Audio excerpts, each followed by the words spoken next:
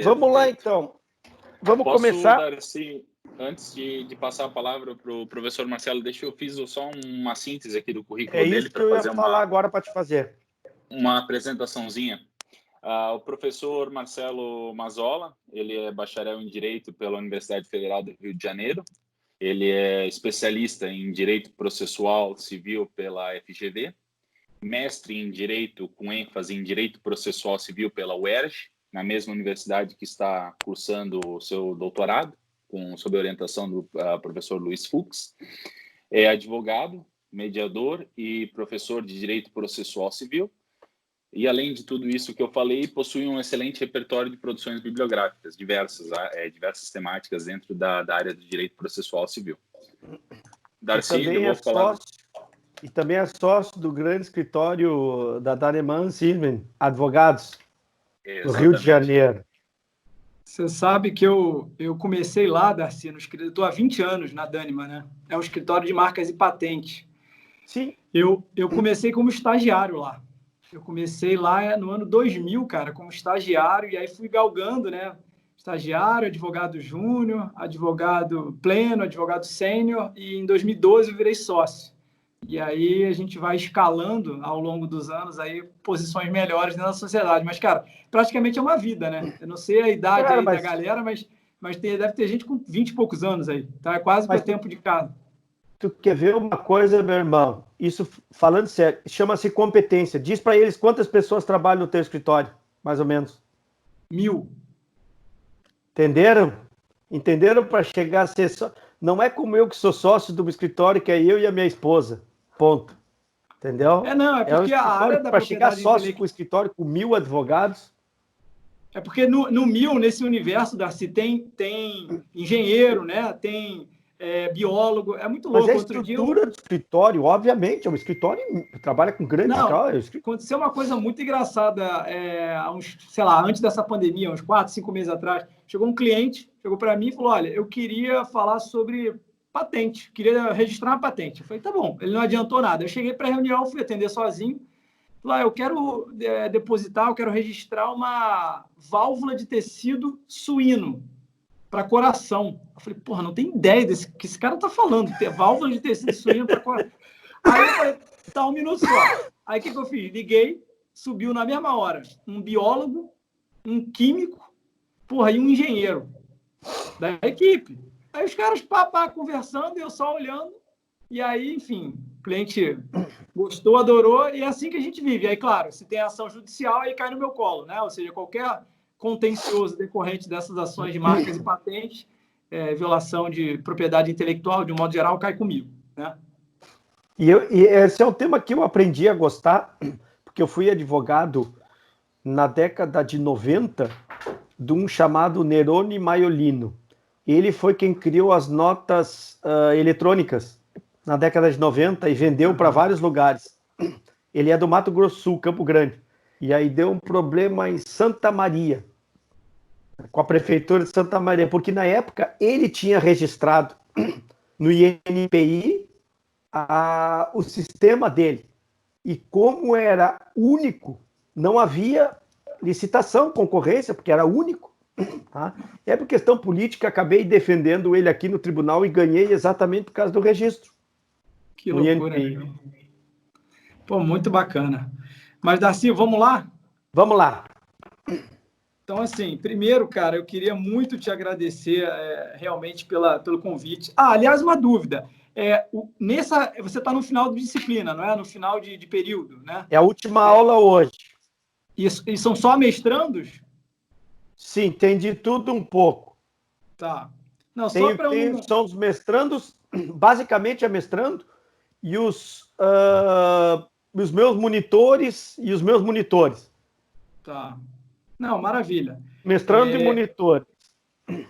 Tá, maravilha. Não, só estou perguntando isso porque, às vezes, sei lá, não sei o que você já adiantou ao longo do período sobre esse tema que a gente vai falar, mas... Nada. Tá, legal. Bom, então vamos lá. Darcy, primeiro eu queria dizer assim, publicamente, eu te falo isso com alguma frequência semanalmente, mas acho que vai ser o primeiro registro em público, né? Você é um dos caras, assim, para mim, está no meu hall, assim, de top 3 de pessoas que eu considero na vida seja no âmbito do processo, seja no âmbito da respeitabilidade acadêmica, seja no âmbito realmente de uma amizade que não é uma amizade de infância, não é uma amizade decorrente de esporte, mas é uma amizade que saiu da academia, mas expandiu, espraiou os efeitos para o campo pessoal. Então, eu queria te falar isso. Realmente, quantas vezes eu te liguei recentemente querendo tirar dúvidas e você faz igual aquele médico, né? Eu até brinquei isso com o Darcy outro dia, pessoal. Eu estava com um nó na minha cabeça para a tese. Aí eu falei, Darcy, eu estou com esse problema aqui, o que você acha? Aí ele, tomando o chimarrãozinho dele, olhou e falou assim, não, cara, aqui você tem que fazer o seguinte, pá, deu a dica. Aí eu falei, é igual aquele médico, né, que você paga R$2.000, fala, porra, por que esse cara cobrou tão caro mesmo? R$2.000, o cara falou 2 minutos. Mas ele resolveu o teu problema, né, em 2 minutos. Né? Então, assim, o Darcy é um pouco isso, é um cara sempre prestativo, sempre acessível, e eu, assim, se eu puder dar uma dica para vocês aí, pessoal do mestrado, cara, suga ele o máximo que vocês puderem. Pô, pede para escrever em conjunto, com autoria, tira dúvida, enfim, realmente aproveite esse momento. Mas vamos lá. O tema que o Darcy me incumbiu da gente trocar aqui algumas reflexões é a sanção premial e, obviamente, sanção premial no processo civil. Né? Eu vou fazer esse recorte aqui e Darcy foi muito bondoso comigo, porque a sanção premial nada mais do que é o tema da minha tese de doutorado, que eu já estou aí há 2, 3 anos debruçado, e realmente é um tema que a cada dia a gente descobre coisas, e quando vocês pesquisam, vocês já devem estar vendo isso no mestrado, né? Quando você pesquisa um tema que você gosta, a coisa fica muito prazerosa, que cada descoberta é uma alegria, né, Darcy? Assim, tem um lado de...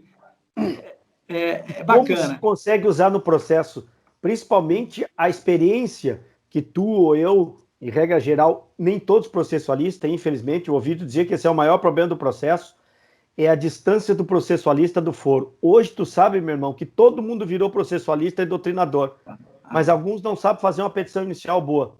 Tá?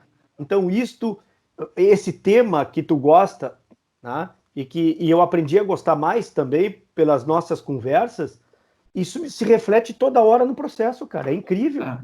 Não. E a minha ideia, Darcy, eu acho que a gente combinou aí que eu teria mais ou menos assim 1 hora, né, para expor, só para me controlar aqui no tempo, é isso? 1 hora? Isso aí, perfeito. Tá. Assim, a minha ideia é fazer uma pincelada teórica assim rápida, porque eu quero entrar nos problemas práticos. Eu quero realmente mostrar o dia a dia, como que isso acontece, como que a gente pode incrementar as sanções premiais no processo civil contemporâneo, tá? Então, vamos lá. Pessoal, a primeira coisa, assim, a primeira obra que eu indicaria para vocês, antes de começar a falar efetivamente sobre o tema, é uma obra do professor, não sei se vocês conhecem, Darcy Ribeiro, Darcy Guimarães Ribeiro, da tutela jurisdicional às formas de tutela, tá? E também vocês podem, uma outra muito boa, também do mesmo autor, Contribuição ao Estudo das Sanções desde a Perspectiva do Estado Democrático de Direito. Se vocês não tiverem essas obras, eu posso mandar esses artigos, esses livros, eu posso mandar para vocês depois. Mas vamos lá, sanções premiais. Cara. Eu toda vez, Darcy, que converso com alguém que não ainda se deparou com o estudo das sanções premiais, fala assim, cara, que negócio é esse, cara? Que sanções premiais é isso? Não existe isso. Sanção é coisa ruim. E premial é bom. O que é isso? É uma contradição em próprios termos? É um castigo bom agora? Que história é essa, né? Então, e esse problema, esse preconceito, vamos dizer assim, esse ranço em relação à expressão sanção premial, ele tem uma explicação histórica. E eu vou falar rapidinho e eu acho que vocês vão entender fácil, que é o seguinte. Na etimologia, sanção, tá? O que significa? Vem lá do latim sanctione, sancire, que é tornar inviolável. Tá? A ideia é de que uma norma seja consagrada pela coletividade. No início, o sentido primitivo tinha um sentido sacro, meio religioso. Tá? E que, com o tempo, essa expressão sanção é um termo plurívoco, né? Tem vários significados, foi ganhando outras compreensões. Por exemplo, no âmbito jurídico, a gente tem basicamente 2 significados. Um é a sanção, quando o presidente ou quando o governador sanciona, né, um ato, enfim, legislativo, feito pelas casas legislativas, ele sanciona, né? Então, isso é um sentido. E o outro que a gente vai tratar aqui hoje é justamente a sanção como uma consequência, tá? Uma consequência jurídica do cumprimento ou do descumprimento de uma norma.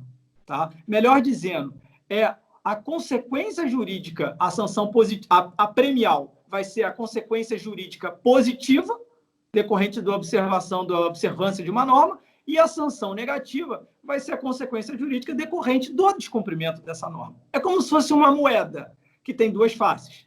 Então, a sanção ela pode ser positiva ou premial, e ela pode ser repressiva ou punitiva, né? O sentido negativo. Né? E por que tem esse ranço histórico? Porque aí, Darcy, eu fui estudar um pouco isso, né? E fui tentar entender, falar, mas de onde saiu essa discriminação com a sanção premial, com o aspecto positivo da sanção? É porque lá no passado, séculos passados, os príncipes e os reis, eles queriam eles queriam fazer a graça com os súditos. Então, os prêmios e as recompensas não ficavam dentro da órbita do direito, ficavam fora do prisma legal. Então, eles queriam fazer esse tipo de bajulação. Então, isso sempre foi tratado meio a látere. Né? E anos depois, assim, enfim, décadas depois, começa a ser desenvolvido esse estudo, e aí vem alguns filósofos e juristas, como John Austin, como Kelsen, principalmente, que deturpa definitivamente o conceito, porque Kelsen, por exemplo, parte da ideia do direito como uma ordem coativa. Para ele, só existiria o mal, né? O mal. Então, assim, não existiria o aspecto positivo. Então, Kelsen fala muito, muito sobre o direito como ordem coativa e tal, e isso disseminou. Até que chega Bobbio, né, Norberto Bobbio, mais ou menos na década de 70, e dá esse salto teórico. Né? Ele começa a falar, bom, Kelsen, eu não vou analisar o direito sobre a forma das normas, da estrutura das normas, e sim sobre a função do direito. E Kelsen e Bobbio trabalham com a ideia da função promocional do direito, ou seja, de induzir comportamentos. E, basicamente, ele trabalha com a ideia da facilitação, com a ideia dos incentivos, e ele desenvolve a ideia, não foi Bobbio que criou isso, até porque no próprio livro do Darcy tem vários registros de trabalhos, por exemplo, de um italiano chamado Angelo Di Mattia, né? A gente tem vários outros autores que já trabalhavam com a ideia das sanções sob o aspecto positivo. Mas Bobbio realmente é que faz uma sistematização, né? Levando para o plano de uma sistematização jurídica. E aí Bobbio, então, fala em sanções positivas, né? Que para ele seriam basicamente três coisas. Né? Seriam os prêmios, que é aquilo que acontece depois que você faz alguma coisa, as indenizações, que é para premiar ou para ressarcir aquele trabalho que você teve em prol de um bem comum que você fez, né? E as isenções fiscais, que seria, de algum modo, maneira de você estimular a pessoa a fazer alguma coisa. Então, Bobbio, né, basicamente, essa é uma sistematização rápida, falando rapidamente sobre Bobbio. E então a coisa se desenvolve e deslancha. Aí vamos chegar agora no processo civil. Vamos dar esse pulo aí para a gente... Tá ouvindo, Darcy? Você está falando comigo ou não? Ah, tá. Não, é que está travado o seu microfone. Achei que você estava falando comigo. Ah, tá bom. Bom, estou pensando alto só por isso. Eu travo porque às vezes tu está falando de, é verdade, em tal situação. Não, legal. Bacana. Então, hoje o termo sanção premial, ele está absolutamente disseminado no âmbito do direito. Eu, nas minhas pesquisas de doutorado, achei, inclusive, Darcy, várias leis, eu nem sabia disso, tem leis que usam a palavra sanção premial. Por exemplo, uma lei municipal de São Paulo, falando que se a pessoa fizer determinado pagamento antecipado do imposto, ela vai se beneficiar da sanção premial. Uma lei de Belém, dizendo que se você passar a utilizar, em vez de ter palavras em inglês em apresentações, palavras em português, você ganha uma sanção premial que seria um selo de reconhecimento da cultura local. Então, já existem várias leis que falam, né, sobre que usam, positivam a expressão sanção premial.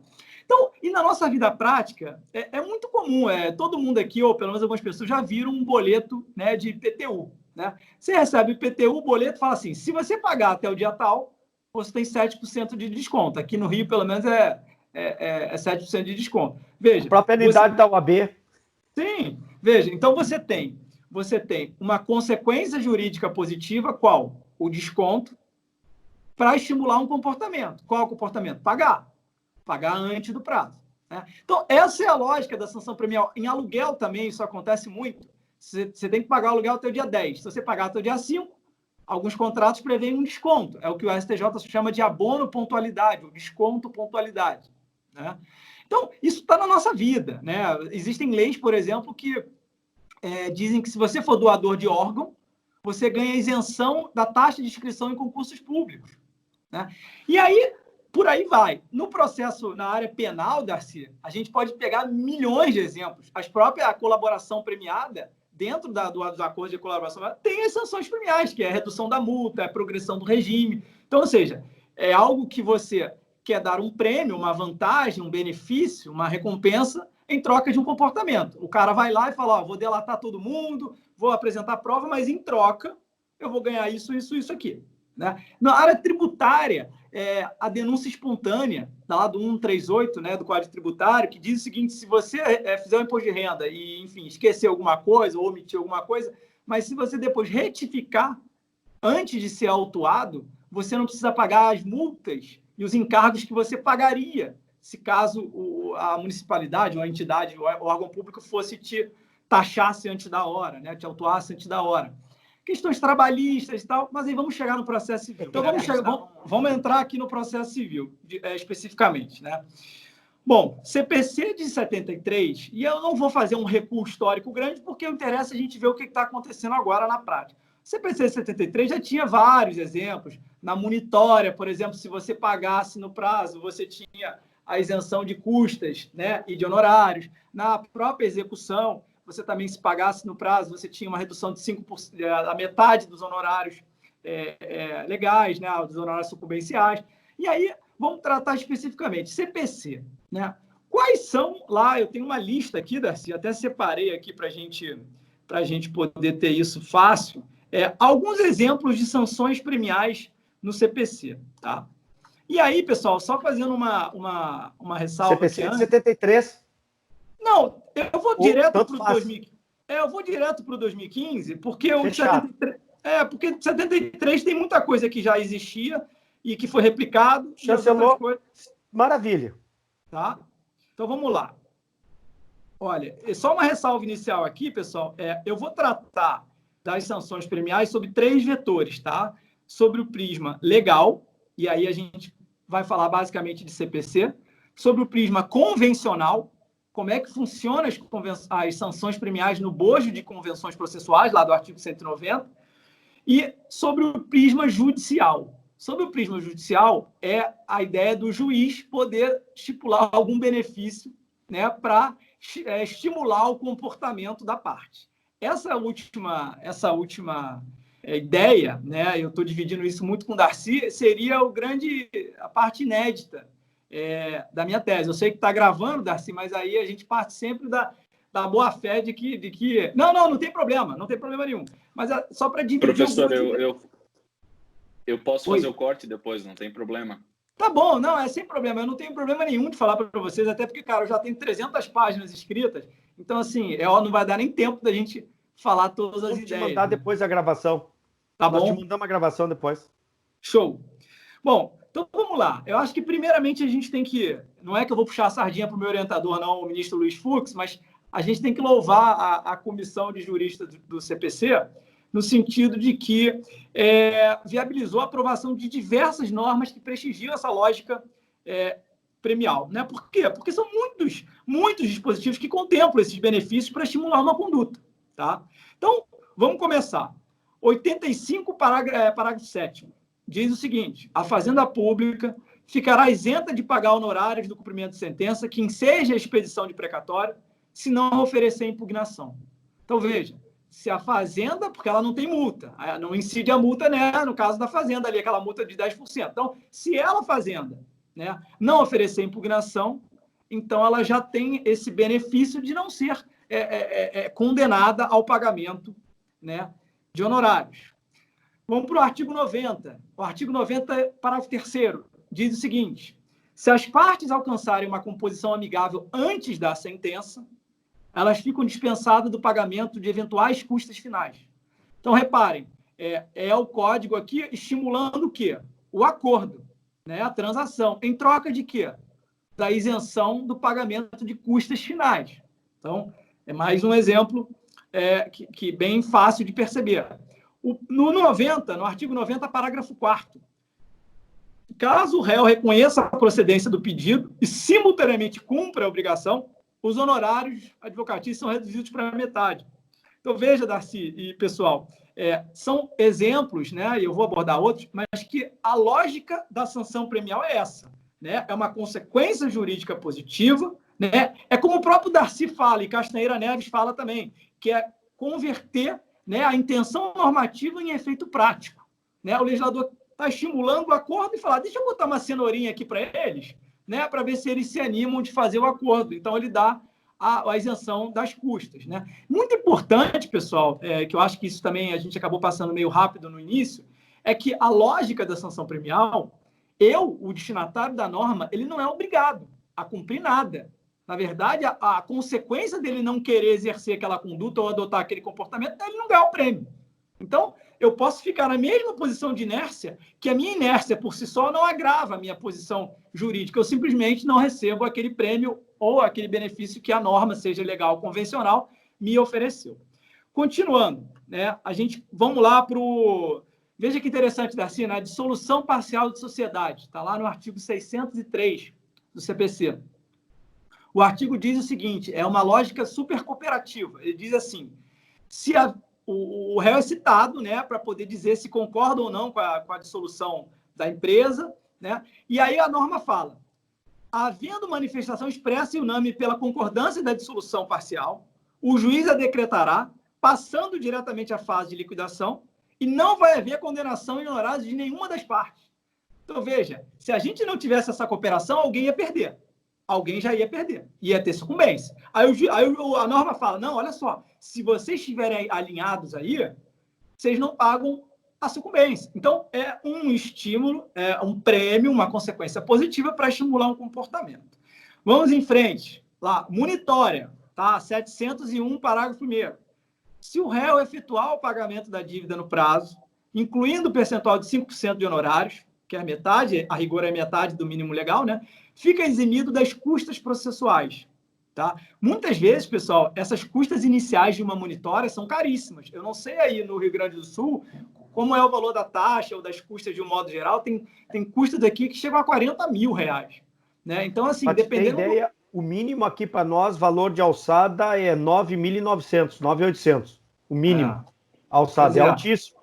Então, você imagina, num caso, e aí tem um pouco da lógica da análise econômica do direito, né? Porque a análise econômica do direito trabalha com a ideia de você maximizar a sua posição dentro de um cenário de escassez ou um cenário que você tem opções e você vai agir de modo racional. Então, pô, se eu consigo pagar e ao mesmo tempo ter esse, entre aspas, benefício de não pagar R$40 mil aqui no Rio de Janeiro, seria R$40 mil um valor de causa alto, milionário seria 40 mil. Então, eu boto na balança antes de decidir. Eu falo, pô, vale a pena, porque mal ou bem, já estou ferrado mesmo, mas pelo menos eu vou me ferrar menos. Então, eu vou ter essa isenção. Tá? Uma questão aqui interessante, não sei se vocês, o Darcy com certeza lembra, mas vocês eu não lembro, não sei se recordam, no CPC 73, não havia a previsão do pagamento dos honorários advocatícios. Tinha isenção de custas e honorários. O que, a rigor, era um prêmio muito maior, né? Porque se você não paga nem honorários nem custos, já em tese o seu estímulo é maior para você pagar o débito no prazo. O código veio e continuou mantendo a isenção das custas, mas disse que, além do débito, tem que se pagar esses 5%. Os advogados adoraram, óbvio, porque, mal bem, né, tem um pichulé ali para receber. Né? Mas, o mérito da causa não pode ser dispensado de todo. Exatamente. Eu até aqui na tese, estou até, como diz assim um amigo meu, um juiz aqui, sabe quando você costeia o alambrado? Você fica esquivando para não enfrentar o problema? É isso. Porque, no fundo, diminuiu a potência premial. Mas, para o advogado, é óbvio que, né, melhorou a situação.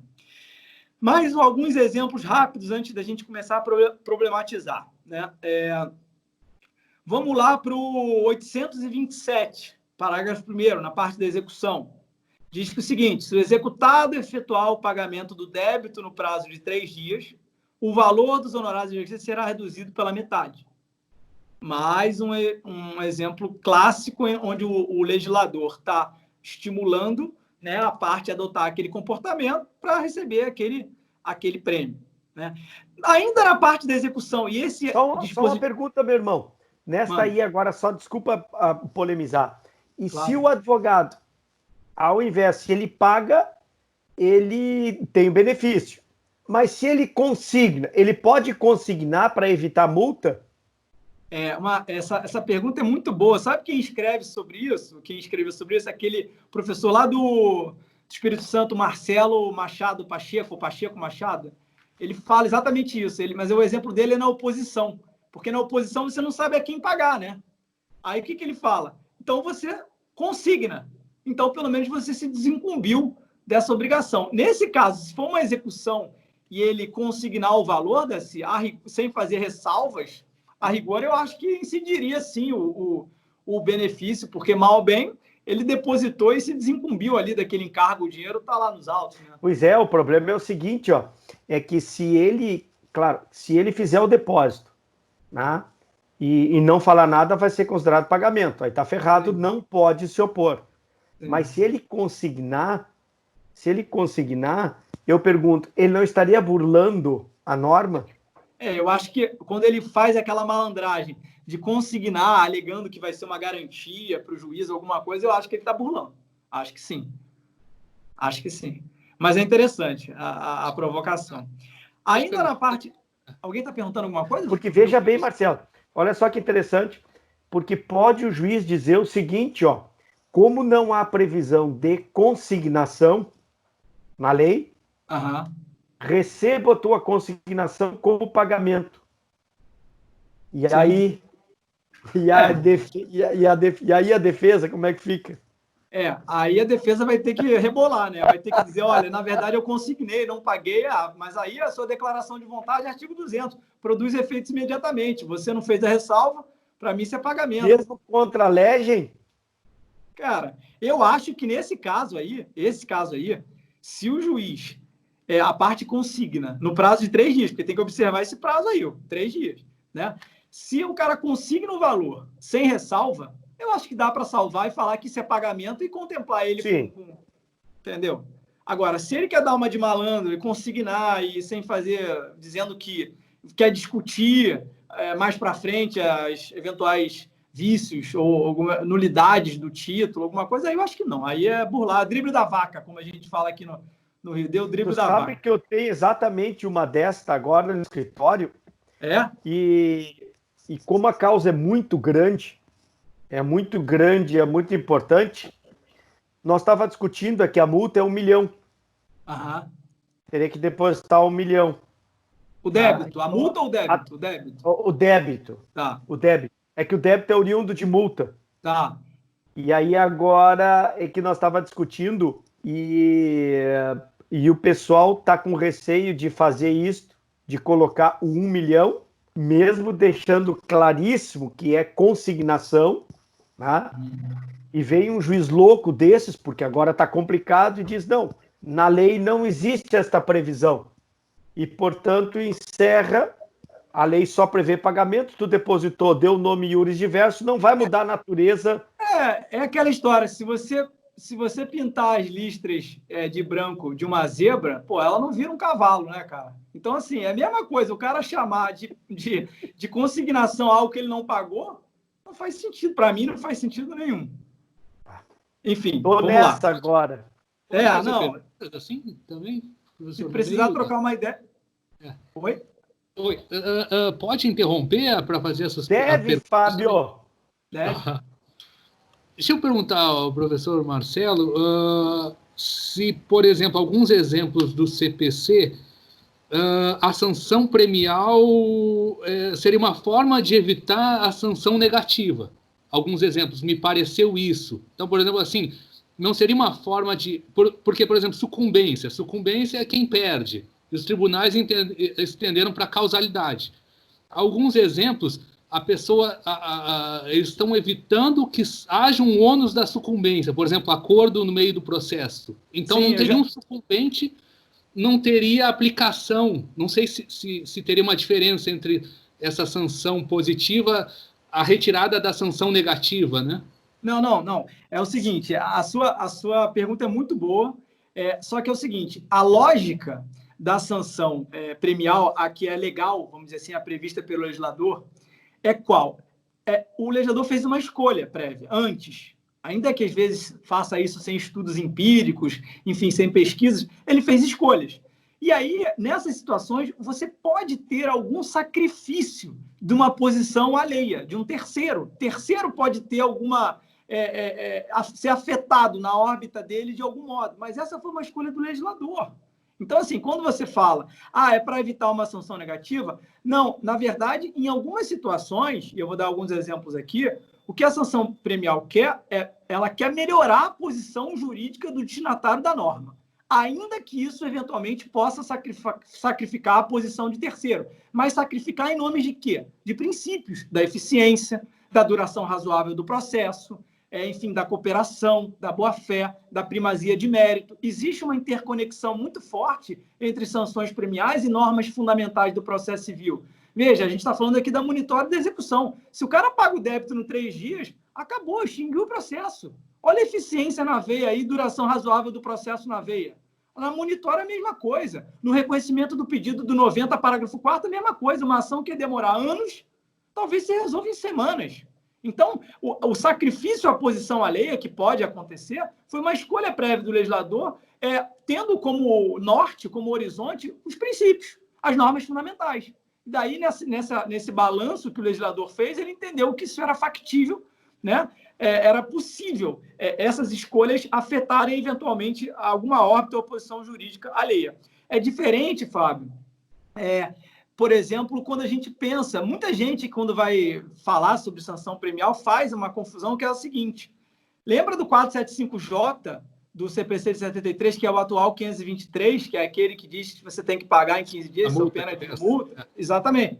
O que alguns doutrinadores falavam lá à época do 73? Falavam assim, vejam, o 475J é uma espécie de uma sanção premial, porque se você pagar, você não sofre a multa. Não, tá errado. Na verdade, se você não pagar, você é multado. Né? Você tem uma consequência negativa. A multa do 475J e hoje 523 não é uma sanção premial, é uma sanção punitiva. Você tem que pagar. Era diferente se ele falasse, pague em 15 dias sob pena de multa, mas se você pagar em 10, se pagar em 10, vai ter uma redução da multa. Aí seria uma sanção premial. Nesse caso, onde você tem uma penalidade para você, se você não cumpre aquela obrigação, aqui é uma sanção punitiva. Né, Darcy? Eu acho que isso está bem... Esta é a ideia. A ideia da sanção penal, a ideia da sanção premial é incentivar uma conduta interna do agente, interna. Por isso, o Kant, na Metafísica dos Costumes, que trata da sanção premial, ele chama de sanção meritória, ele vai colocar exatamente isso aí. Se há um condicionamento externo te forçando a praticar o ato, isto não é uma sanção premial. É a ideia que nós discutíamos como uma ideia de colaboração. A pessoa dizer o seguinte, olha só esse exemplo de colaboração no processo civil, porque se ele não entregar esse documento, ele vai sofrer esta multa. Então, vê como ele entregou, ele está cooperando. Não existe. Tu só pode cooperar se for a conduta interna, ou seja, como é que tu vai cooperar na medida em que existe uma sanção para não realização daquele ato que o Marcelo colocou? Isso não tem nada a ver com cooperar. E no caso da multa... Que a gente... praticar aquela conduta. Exatamente. A sanção premial é um elemento volitivo. Não existe obrigação. A obrigação é de foro íntimo. Né? Não há coação externa. Se houver coação externa, tu mata. É a ideia da colaboração. Olha como ele está colaborando ali, porque ele está eliminando aquele... essa colaboração forçada, isso não existe. Isso é na cabeça de alguns processualistas. Isso, perfeito. Até porque no caso da multa que a gente estava falando, é um dever, é uma obrigação. Eu não tenho opção de escolher. Se eu não pagar, eu sou multado. Né? Então vamos lá, continuando. Uma sanção premial que é muito interessante, talvez pudesse ser mais utilizada, mas eu considero ela para usar uma categoria que o professor Darcy usa no livro dele. As sanções podem ser de alta intensidade ou de baixa intensidade.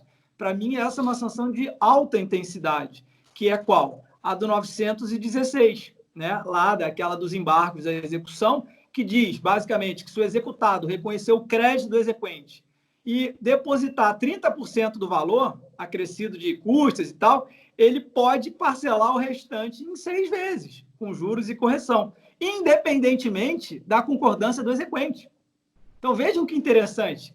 A lei aqui dá a possibilidade de fazer o seguinte, olha, você vai ser intimado para pagar. Tá, você tem que pagar. Mas, se no teu prazo aí, dos embargos de execução, você depositar 30% e reconhecer o crédito do exequente, eu te dou mais 6 meses para você pagar. Então, você tem um estímulo, você tem uma consequência jurídica positiva, qual é? O parcelamento, para te estimular uma conduta. Qual conduta? Depositar 30% e reconhecer o crédito do exequente. Então, é alta intensidade, porque independente da sua posição econômica, situação econômica do executado, independente disso, te faz parar para pensar e falar, pô, isso vale a pena. Eu consigo diluir isso aqui ao longo dos meses. Então, é interessante. Ela é uma sanção premial que te faz refletir, te faz pensar. Diferente, Darcy, aproveitando que a gente está falando de alta intensidade e baixa intensidade, eu vou dar um exemplo de baixa intensidade. Na lei da mediação, tem a lei 13.140, tem um artigo lá, artigo 29, que tem uma sanção premial, que, a meu ver, é de baixa intensidade. Fala mais ou menos assim, eu não estou com ela aqui agora, mas fala assim, se for celebrado um acordo, se as partes celebrarem um acordo antes da citação, elas ficam isentas das custas finais remanescentes. Olha a situação, já não é fácil fazer um acordo antes da citação, a rigor. Né? Com esses robôs agora, até acontece. Outro dia eu entrei com uma ação contra uma operadora de viagem, no dia seguinte um robô me mandou a mensagem querendo fazer acordo, eles não tinham nem sido citados. O robô rastreia no site do tribunal as ações e já tenta fazer acordos antes da citação formal do juízo. Né? Então, ou seja, mas em rigor... Que estímulo para a demanda, hein? Então, assim, você veja, já é difícil ter um acordo antes da citação do réu. E, além disso, o prêmio é qual? A isenção das eventuais custas remanescentes finais. Quer dizer, tem muitos casos que nem tem custas remanescentes para você recolher. Então, o prêmio aí, para mim, é um prêmio módico, é um prêmio absolutamente insignificante. Daí porque, apesar de ser uma sanção premial, é uma sanção premial de baixa, né, intensidade. Bom, vamos seguir para a gente não perder muito tempo na parte do CPC e partir para o que eu acho que é o mais interessante, que são a potencialidade da sanção premial no bojo de convenções processuais e no bojo e através de medidas indutivas, né, do 1394 pelo juiz. Tá? Bom, um outro exemplo, Darcy, esse é um exemplo que eu costumo dizer que ele é um pouco mais escondido. Tá? Ele assim, às vezes você lendo, você não repara ele, mas para mim claramente é uma sanção premial. Está lá no 338, né? 338 e 339, aquela sistemática que o autor concorda com a substituição do réu, né, do polo passivo. Né? Basicamente, diz que se o autor concordar com a alegação de legitimidade passiva do réu ou sobre, eventualmente, a sua ausência de responsabilidade, ele, autor, vai pagar ao réu 3 a 5% do valor da causa. Olha que interessante. Em vez dele pagar possivelmente 10 a 20, que seria a regra, se ele já concordar, falar, realmente eu botei o réu errado. Ele já tem uma vantagem, ele não é obrigado, vejam. Por isso que não é uma sanção punitiva ou algo do tipo, não tem um dever. Ele pode simplesmente bancar e falar, não, eu quero que o réu continue.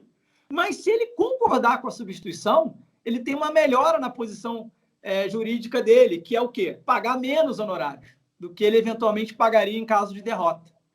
Então, você tem aí também uma consequência jurídica positiva. E para fechar... até a formação do litisconsórcio, que pode alongar o processo. Perfeito. E para fechar, Darcy, essa é uma que a gente nunca trocou ideia, é inédita, vamos dizer assim, é inédita na tese, que é lá no 1040, no capítulo dos repetitivos. Tá? Eu entendo que existem 2 sanções premiais, a primeira conjugada, o parágrafo 1º com o parágrafo 3º, e a segunda no parágrafo 2º. Então, eu vou falar uma de cada vez. Né? O parágrafo 1º do 1040 diz que a parte, né, pode desistir da ação em primeiro grau antes de proferida a sentença. Se a questão lá que estiver sendo discutida foi idêntica a uma resolvida em repetitivo pelo STJ, por exemplo. Tá? E o parágrafo 3º diz que o réu não precisa nem concordar, mesmo que já tiver apresentado contestação. Então, essa dinâmica deu poder de existir antes da sentença, mesmo que o réu já tenha apresentado contestação, né? O que permite? Vai permitir uma extinção do feito sem resolução de mérito, mesmo depois de formalizada a relação processual, independentemente da concordância do réu. A gente sabe que na desistência regular, né, Darcy, do 485, parágrafo 4º, diz que se o réu tiver oferecido contestação, o autor não pode mais desistir sem o consentimento do réu. Mas nesse caso do repetitivo, ele diz, cara, olha, eu vou te estimular a desistir em troca de eficiência, em troca de duração, eu vou te estimular a desistir, mesmo que o réu não concorde. E aí eu consigo enxergar uma vantagem. Você não vai ter uma coisa julgada formal, material contra você, você vai ter, no máximo, uma coisa julgada formal. Então, você tem, a rigor, uma melhora na sua posição jurídica. E o segundo exemplo é bem simples de perceber. Está lá o parágrafo 2º, do 1040, que diz que, se a desistência da ação ocorrer antes de oferecida a contestação, a parte fica isenta do pagamento das custas dos honorários e da sucumbência. Vejam que aqui nesse dispositivo há uma expressa isenção dos ônus sucumbenciais e o limite temporal, o marco temporal é bem sinalizado. Oferecimento da contestação. Diferente da desistência padrão, da desistência regular, onde o STJ entende que, se a desistência for depois da citação, os ônus já são devidos, ainda que não haja contestação. Então, na desistência clássica, bastou ter citação para você, se o autor desistir, que você já paga a sucumbência. Aqui não. Aqui diz que, se a desistência ocorrer antes de oferecida a contestação. Então, também é mais um exemplo de uma consequência jurídica positiva, qual seja a isenção dos ônus sucumbenciais para você estimular o comportamento. Qual o comportamento? A desistência até a contestação. Tá? Bom, antes de passar para a parte convencional, Darcy, eu acho importante a gente trocar aqui uma figurinha rápida, porque muita gente, eu vejo muitos doutrinadores falando que na dinâmica da estabilização da tutela antecipada antecedente, lá do 304, caso o réu não interponha o recurso, o juiz, ao julgar extinto o processo, deveria adotar a mesma lógica da munitória, ou seja, dar 5% de honorários e isenção de custas. Afinal, o réu não recorreu. Né? Só que eu não concordo, e eu vou explicar por quê. Primeiro que, quando o autor... qual é a característica da sanção premial? É o estímulo. O artigo da lei, em nenhum momento dá esse estímulo. Ele não fala isso. O autor, quando entra com a ação, o advogado do autor, ele está pensando nos honorários dele. Ele fez essa conta. Uma questão econômica.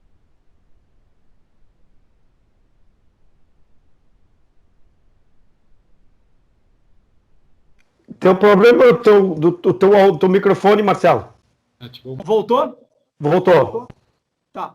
Então, vejam, na estabilização da tutela, na verdade, o autor não pode ser surpreendido, o advogado do autor não pode ser surpreendido com essa redução de 5%, né? Porque isso não foi combinado, e muito pelo contrário, o réu não vai interpor o recurso querendo ser beneficiado dessa redução, porque a lei não prevê.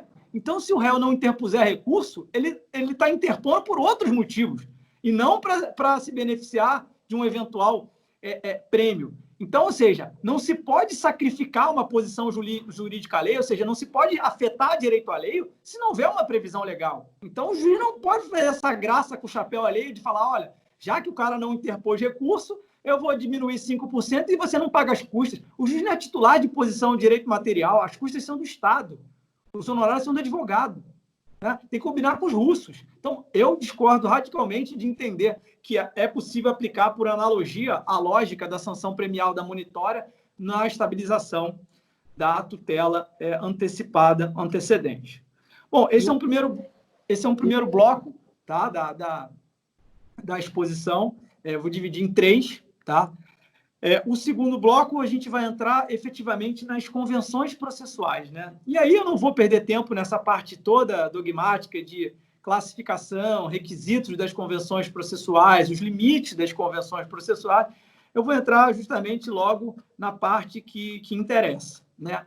O que eu estou defendendo na tese, e dialogando muito com o Darcy também sobre esse ponto, que é o seguinte: quando a gente faz uma convenção processual, né, de um modo geral, já existe um benefício aí recíproco. Por exemplo, quando a gente escolhe um perito, eu tenho a certeza que esse perito reúne os predicados necessários para a perícia, eu consigo eventualmente influenciar no valor dos honorários dele, combinar, né?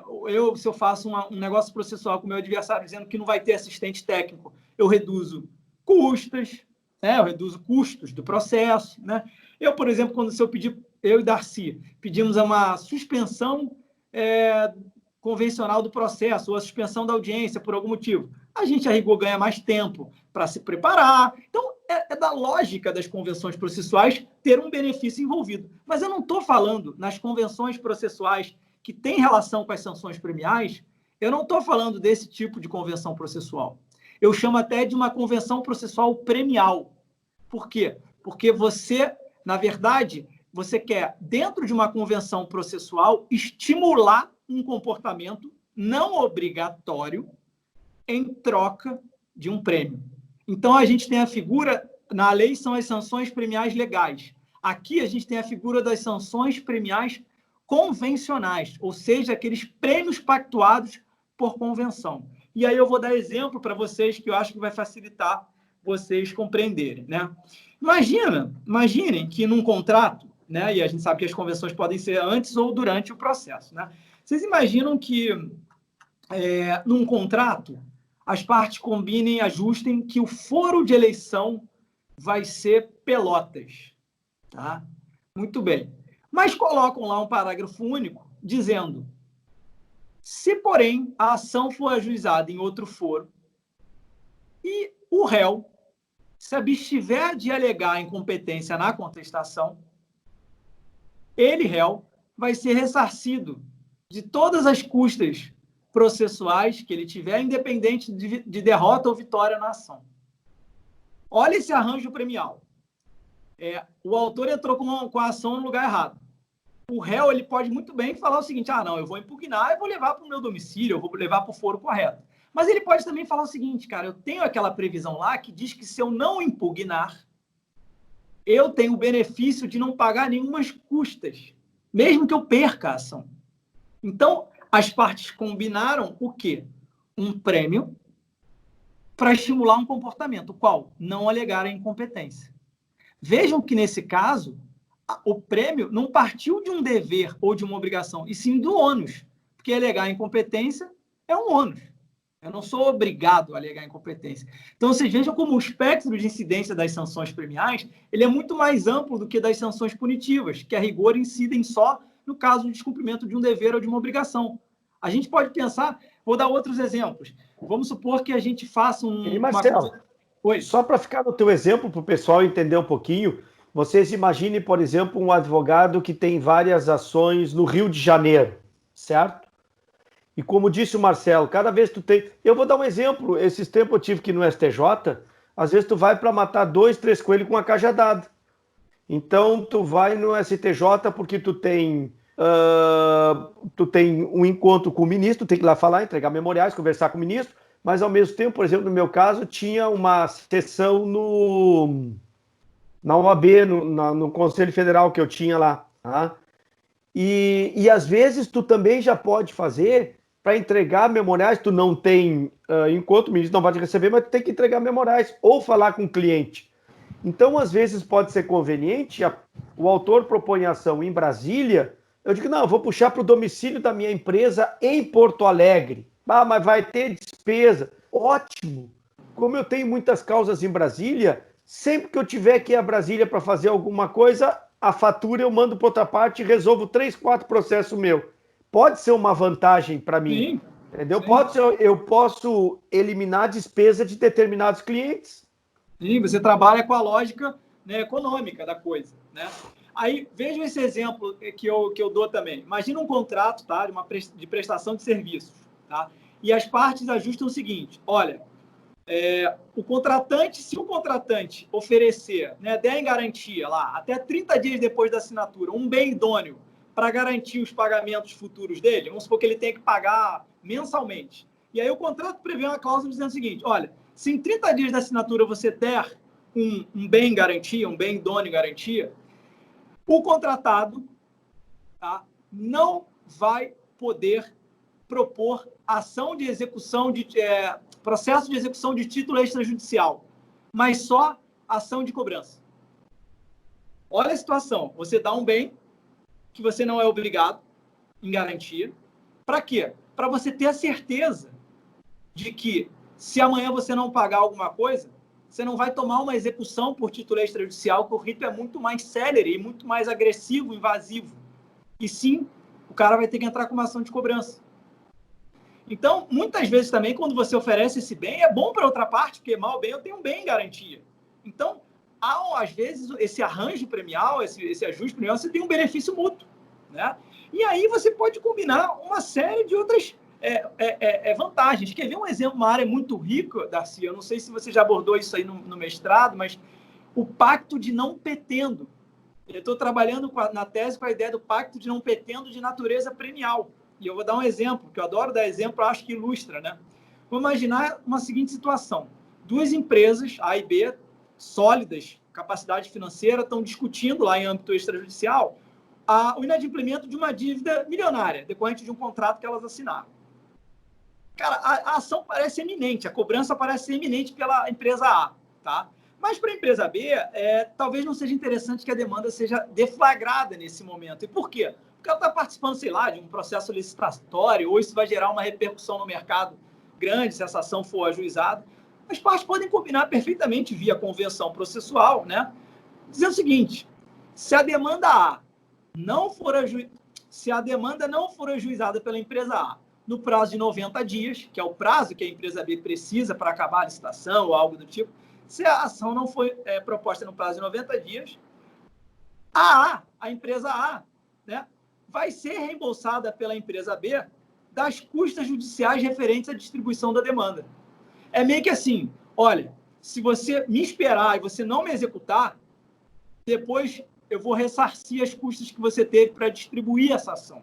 E muitas vezes esse valor pode ser alto. E a empresa A pode concordar, porque se não tiver pedido de tutela provisória, não tem porquê, às vezes, ela esperar mais 3 meses. Ela pode perfeitamente esperar mais 3 meses para poder ter esse benefício. Então, assim, o céu é o limite aí, né? Você pode ter pacto de não petendo parcial. Ou seja, olha, vamos combinar que você não vai alegar determinada matéria em troca da gente combinar um prêmio. Então, essa customização vai depender muito da criatividade dos advogados. Trabalha muito com a lógica dos estímulos, né, e dos incentivos. Mas as sanções premiais também, Darcy, podem ser celebradas, como a gente sabe, incidentalmente, né, no bojo do processo, no decorrer do processo. E aí eu diferencio elas em 2 tipos, tá? As incidentais, as convenções processuais incidentais, elas podem ser ou estimuladas, tá? Ou elas podem ser diretas, né? O que é isso, né? A direta é quando a espontânea, vamos dizer assim, é quando as próprias partes fazem, né? Sem interveniência de ninguém, sem fomento de ninguém. E as estimuladas é quando o juiz estimula isso. Eu vou dar um exemplo também. Então, vamos primeiro nas espontâneas, que as próprias partes, né, negociam. Vamos para a execução, né? As partes podem combinar, por exemplo, que se o executado, e isso é muito importante para a blindagem patrimonial, olha que interessante, se o executado oferecer algum bem a penhora antes de qualquer ato de constrição, então vamos lá, está rolando uma ação, o executado fala assim, cara, vamos fazer um combinado que se eu der um bem em garantia, tá, você fica impossibilitado, você exequente, de penhorar outro bem específico que eu vou dizer, e já digo qual é. Então, olha que situação legal. Eu não sou obrigado a apresentar esse bem em garantia, mas a gente vai combinar que se eu apresentar, você está impedido de penhorar outro bem meu, por força do 833, do 848, inciso 2, que prevê as impenhorabilidades por declaração, né, quando as partes declaram. Então, isso também é um ajuste. E aí eu vou te dar um exemplo de um caso concreto que eu vivia. Eu tinha um cliente desse que era muito rico, mas o cara era caloteiro. E aí ele falou o seguinte, Mazola, cara só, eu posso perder tudo, cara. mas eu não posso perder minha casa em Búzios. Casa em Búzios, para quem não conhece, é tipo um balneário. Seria mais ou menos como que Atlântida aí, Darcy? Assim como... não tem comparação. Não tem comparação, não tem. Tá. Búzios Mas, Jurerê em Floripa. Inventa como se fosse Riviera Francesa, sabe? Então, e aí, cara, ela chegou para mim e falou assim, Mazola, a casa de Búzios eu não posso perder. Aí o que eu falei na hora de customizar com o advogado? Falei, olha, a gente vai te indicar um bem em garantia, tá? Que é um imóvel, mas você vai ter que concordar que se a gente indicar um imóvel num valor superior a 5 milhões de reais, você não vai penhorar outro bem teu que eu vou indicar num aditivo, porque eu já não queria abrir logo qual era o bem, para o cara não crescer o olho, né? Então, assim, fez o combinado. Eu dei o bem em garantia em troca de quê? Da certeza para o meu cliente que ele não ia perder ou não ia ser aquele bem que ele amava, ia ser penhorado, né? Vamos lá. Genial. Vamos pensar em outras lógicas. Vamos pensar em TAC, em termos de ajustamento de conduta. Perfeitamente possível. Vamos imaginar a ação civil pública em curso, né? E aí, vamos lá. Tem um TAC que foi celebrado entre o MP e um plano de saúde, tá? Nos autos de uma ação que tenha tido uma tutela provisória já deferida, que acolheu só um dos pedidos do plano, tá? As partes podem muito bem combinar o seguinte nesse TAC. Olha, vamos colocar uma previsão aqui dizendo o seguinte, olha, você no TAC diz que o plano de saúde tem que fazer isso, várias coisas, tá? Mas que se o plano de saúde fizer antes do prazo que a gente combinou, você vai abrir mão das astrentes decorrentes da primeira medida que supostamente foi descumprida, o tema está em discussão no tribunal ainda, mas se eu fizer antes, você abre mão daquelas astrentes. Ou a gente pode combinar mais. Se eu fizer antes aquela obrigação, você releva uma segunda ou uma terceira providência que a gente tinha combinado no TAC. Eventualmente até uma redução de uma multa, a incidência de uma multa de uma segunda fase. Então, por exemplo, vou imaginar que tem uma obrigação que o cara tem que fazer em 10 dias, sob pena de multa de 1.000. E uma segunda que ele tem que fazer em 30 dias sob pena de multa de 5.000. Pode se combinar. Se você fizer antes a primeira, a sua multa da segunda reduz pela metade. Então, ou seja, você tem uma melhora na sua posição jurídica. Então, e aí a gente vai brincando com esses ajustes, né? Vamos imaginar aqui, um outro exemplo, uma fase de cumprimento de sentença, né? O juiz, e aí vem para o lado que eu digo das estimuladas, que é o juiz estimulando. A gente viu lá no início que o 916 não permite o parcelamento no cumprimento de sentença. Isso está lá no parágrafo 7º do 916, diz que essa sistemática não pode no cumprimento de sentença, tá? Mas vamos lá, vamos supor que é um processo que esteja em fase de cumprimento de sentença, o devedor agindo aí com cooperação, ele fala, no segundo, terceiro dia, ele fala assim, excelência, eu quero pagar 30% para ter direito a parcelar o restante em 6. Se a gente for seguir a lógica da lei, o juiz tem que fazer o quê? Indefiro. Não cabe no cumprimento de sentença, 916, parágrafo 7º. Agora, ele pode muito bem intimar o exequente, o credor, falar, diga o exequente, se concorda. Que intime em 48 horas, em 24 horas, o que for. Se o exequente concordar, seja pela garantia de que ele vai receber os 30%, seja porque ele, enfim, está com medo precisa do dinheiro agora, ou acha que o executado não vai pagar nada se ele não concordar com isso, nesse caso, terá havido, por força de um estímulo judicial, uma sanção, a concretização de uma sanção premial, né, convencional. Cumprimento de sentença por quantia certa, né? A gente consegue pensar, imagina a seguinte hipótese, né? Se o devedor indicar voluntariamente um bem, saúde, Darcy, estou vendo você espirrando aí, saúde, meu irmão. Se o devedor indicar voluntariamente um bem idôneo para garantia do juiz após a sentença, uma sentença que não esteja sujeita a recurso, sujeita a efeito suspensivo ou mesmo uma decisão parcial de mérito, né? O credor não poderia deflagrar a execução provisória do julgado. Então, veja, O devedor tem pânico da execução provisória e ele fala, vou antes que você me penhore aqui, eu vou dar um bem em garantia em troca de eu ter certeza que você só vai me executar após o trânsito julgado. Então, você tem também uma situação que você estimula o cara a fazer alguma coisa, ou seja, dar o bem antes da constrição, em troca de quê? Do autor ou exequente não poder fazer iniciar a execução provisória, né? Eu tenho vários outros exemplos, mas eu acho que, para não me alongar muito, eu trabalho aqui na tese, Darcy, com uma ideia de sanções premiais, cara, no bojo de protocolos institucionais, que são aqueles convênios que são feitos entre órgãos ou, eventualmente, entre empresas privadas com o judiciário para regularizar toda uma sistemática, né?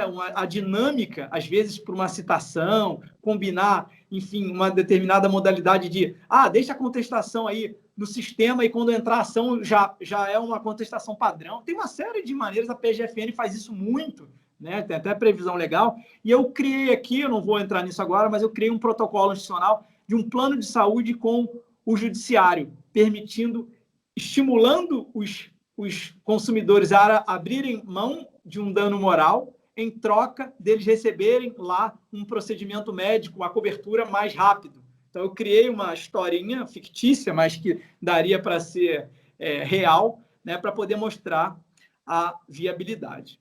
Então, vamos passar, então, para o terceiro e último bloco. Já são 3h11, falei para caceta, Darcy. Cara, vamos passar para o... É que só falta agora mais 1.259 exemplos que tu tem na algibeira. Não, isso daí tá só no material. E aí, vamos chegar à pergunta que eu me fiz, a hipótese da minha tese é qual? Né? Eu detectei um problema na tese. Eu detectei a subvaloração das sanções premiais no processo civil. Esse é o problema que eu detectei. Eu acho que elas estão numa zona de penumbra.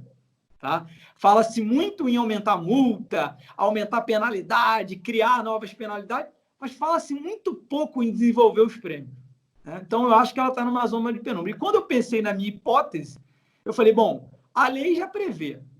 Ótimo. As convenções me parecem fácil sustentar, porque se eu posso ajustar qualquer coisa, respeitado limites mínimos, eu posso estabelecer sanções premiais convencionais. Não tem aí muito mistério, vamos dizer assim. A grande pergunta que eu me fiz é o seguinte, pode o juiz fixar prêmios, ou seja, pode ele estipular consequências jurídicas positivas para estimular determinadas condutas ou comportamentos?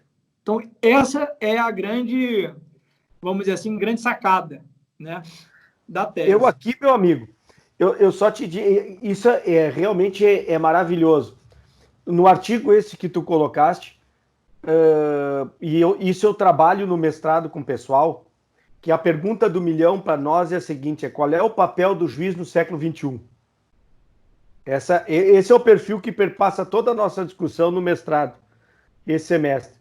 Então, eu costumo dizer para o pessoal o seguinte, e naquele artigo, a ideia que eu tenho é que a sanção premial, ela traduz hoje a essência do Estado democrático, ela traduz. Perfeito. Tá? E aí a pergunta dentro desse teu contexto é saber aonde se insere o juiz dentro desta ideia de Estado democrático de direito. Perfeito. É exatamente isso.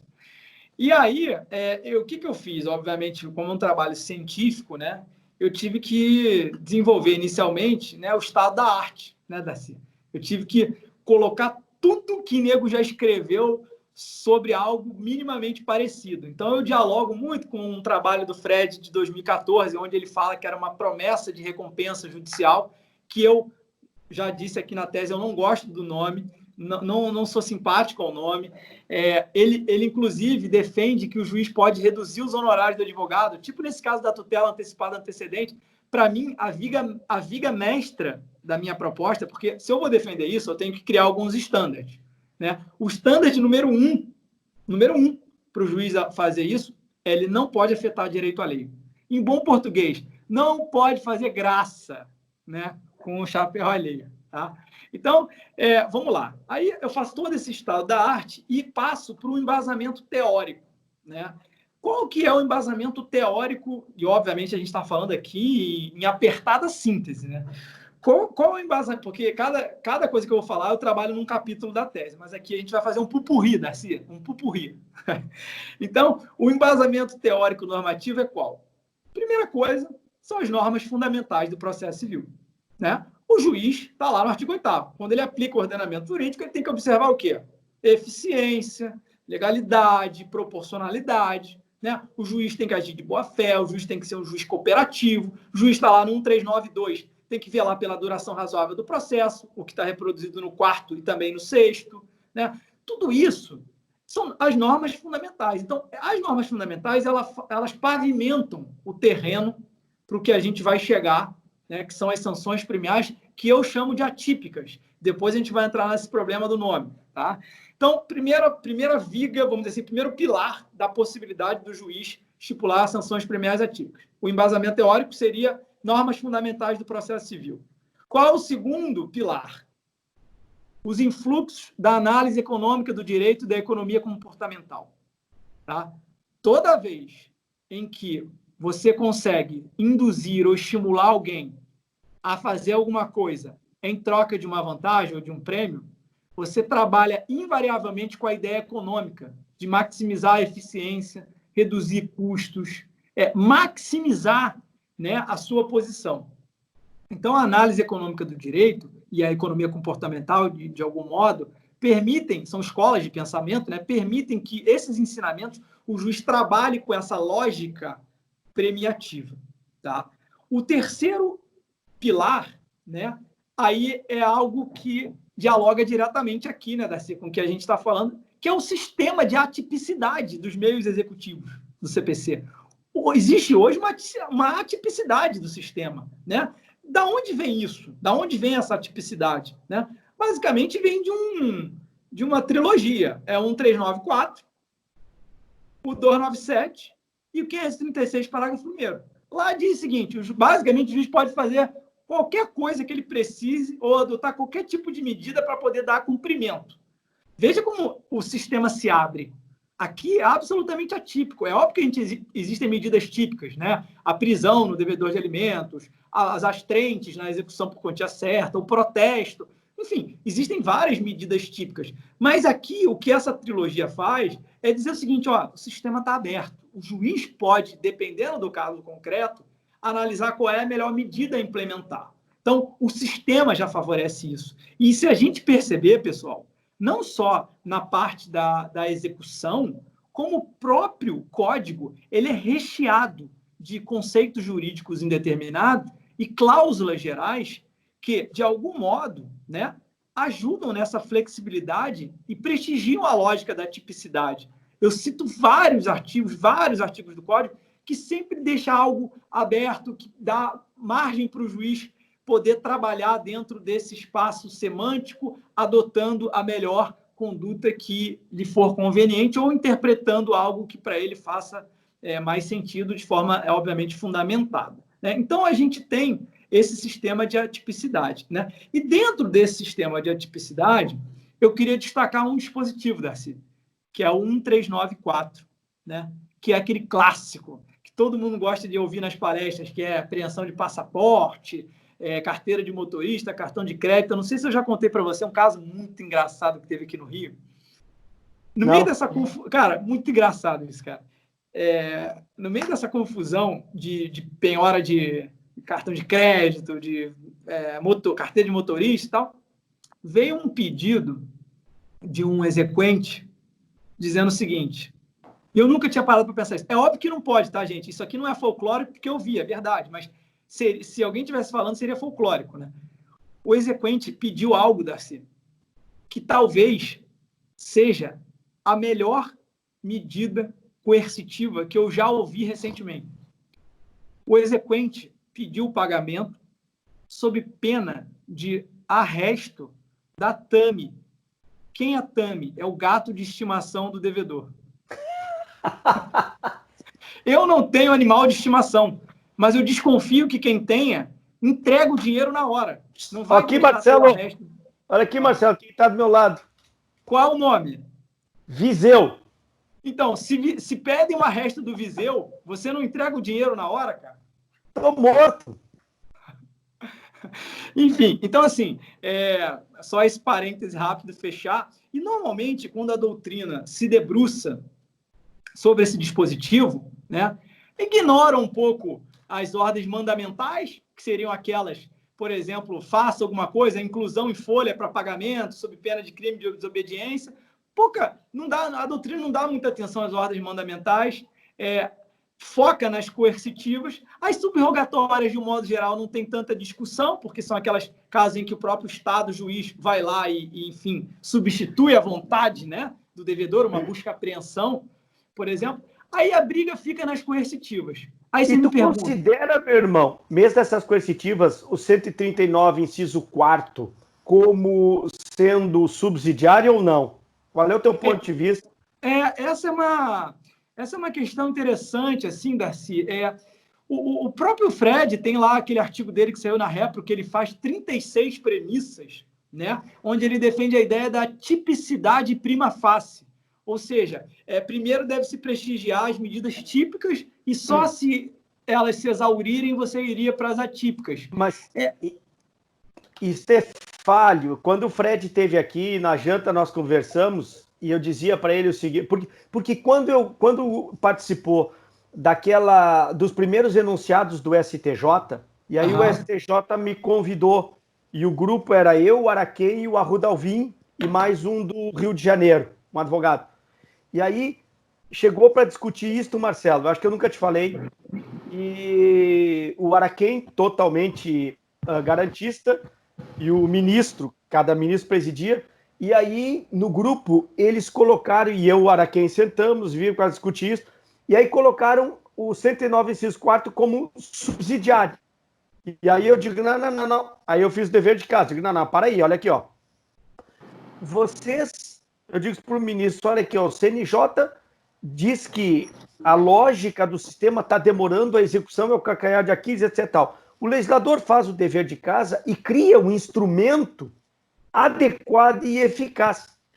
E aí eu digo o seguinte para eles, vocês estão dizendo o seguinte, que pelo CNJ na época, eu digo, depois de 7 anos e 6 meses que está lá na execução, que tu não conseguiu encontrar o bem, aí tu utiliza uma técnica eficaz para resolver em 2 meses o que tu não resolveu em 7, eu disse para ele, só um minutinho, tu podendo resolver em 2, aplicando o princípio de efetividade, por que tu não usa o 2 e quer usar subsidiário? Aí eles me diziam, mas é porque não tem critério. Eu digo, isso é outra coisa. Se não tem critério, cria.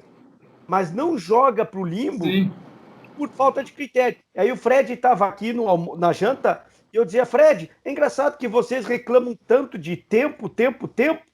Nós temos um artigo que resolve e tu diz que primeiro tem que... Eu disse para ele, cara, o 134 matou o 525, 523. É uma estupidez. Só um advogado burro entra com execução por pagar a quantia certa. Tu entendeu? Claro. O que acontece? Tu tem todo o instrumento na tua mão. O legislador foi... Eu disse para ele, qual é o critério técnico que tu usa para dizer que é subsidiário? Onde é que está na lei que é subsidiário? Ao contrário, se tu pegar as normas fundamentais, o 139, inciso 4º, o subsidiário é o 523. Sim. O subsidiário, e comprovadamente pelo CNJ. E ele enrolava e nunca mais falou comigo sobre o assunto. O Rafael Abreu comeu o fígado dele e dizia, não, é primário. E ele dizia, não pode. Eu digo, cria critério. Sim. E aí talvez ele criou esse critério, mas ainda sem explicar a porquê da tipicidade prima facie, né? Mas, enfim, Darcy, sabe uma coisa que me intriga muito? As pessoas nesse 1394, elas dizem que indutiva é igual coercitiva, que é a mesma coisa. E aí, eu fazendo nos meus estudos, eu descobri que no substitutivo lá do CPC da Câmara, aquele PLS 166 de 2010, o texto original, ele não falava em medida indutiva. O indutiva entrou depois. O que a gente entra aí até Maximiliano, né? A lei não tem palavras, ou não, pelo menos não deveria ter palavras inúteis, né? Ou desnecessárias. Então, me parece claro que as medidas coercitivas são uma coisa, medidas indutivas são outra. Como é que eu separo uma da outra, Darcy? Sanção premial na indutiva. Como é que eu separo? Por isso que é bom conversar com o gênio, é bom por causa disso. Cara, como é que eu separo?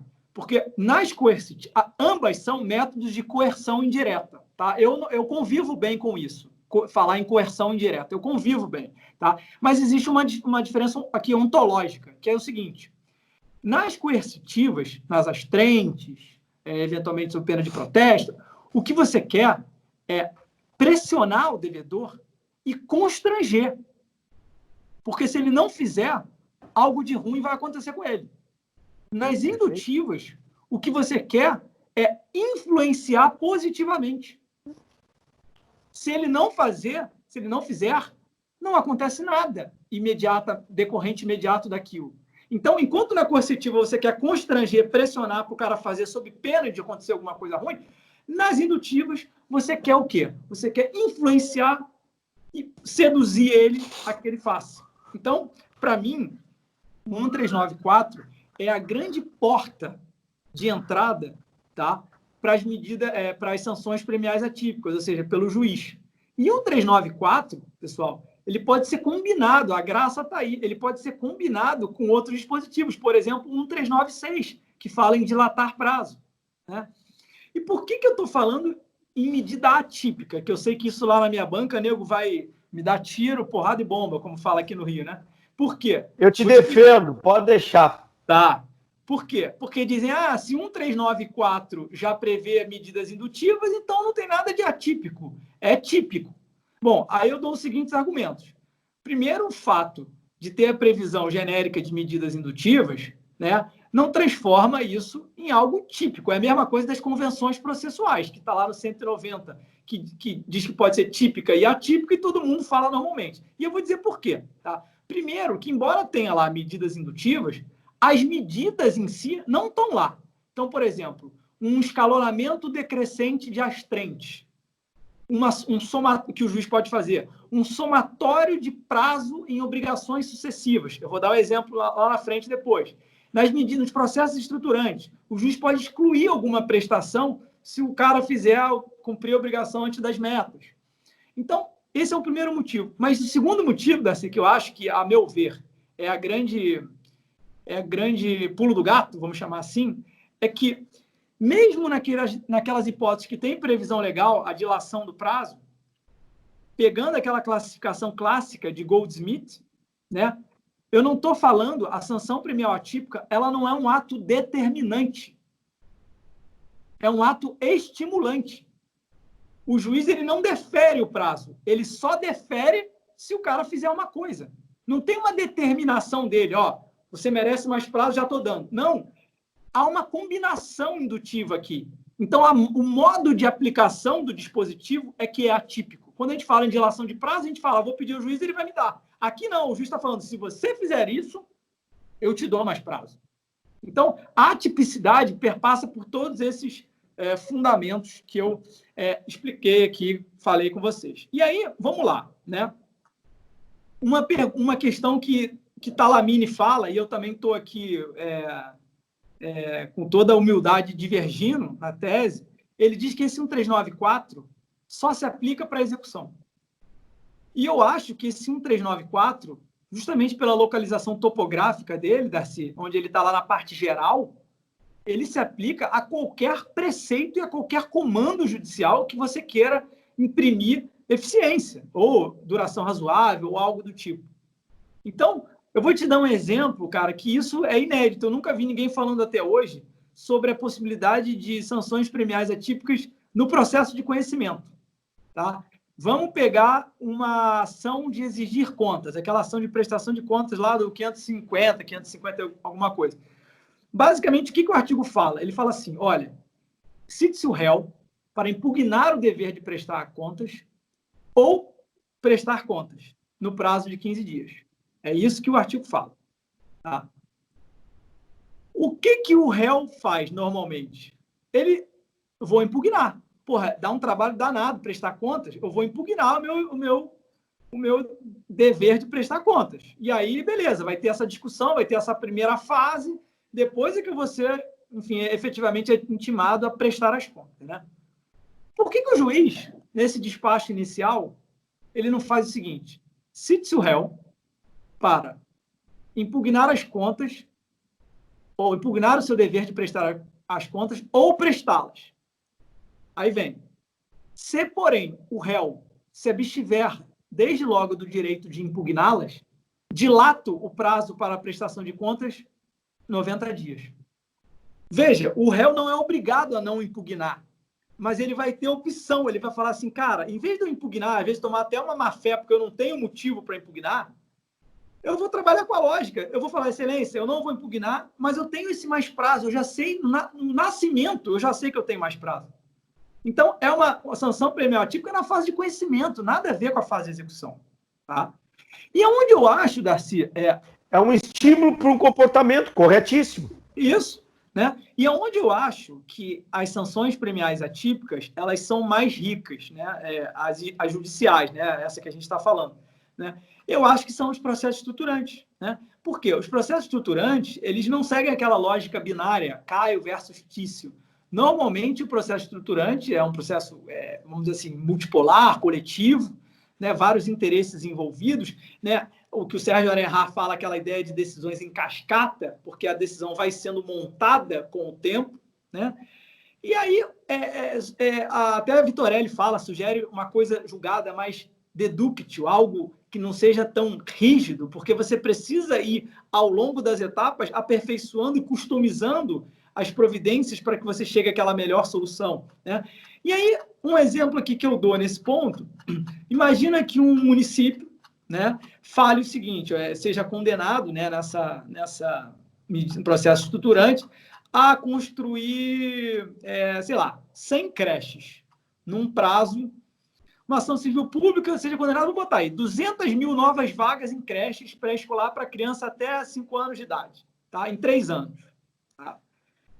Aí, na decisão, consta também a obrigação do ente criar 40% dessas vagas nos primeiros 12 meses e a 60% restante nos próximos 24 meses. Tudo sob pena de multa diária de R$1.000. E, além disso, também o juiz coloca uma obrigação do município apresentar anualmente relatórios completos sobre as medidas tomadas, publicar avisos em jornais de circulação a cada 3 meses, informando das vagas. Nesse exemplo aqui que a gente está falando agora, ilustrativo, eu vejo perfeitamente possível, cara, o juiz acrescentar o seguinte na decisão.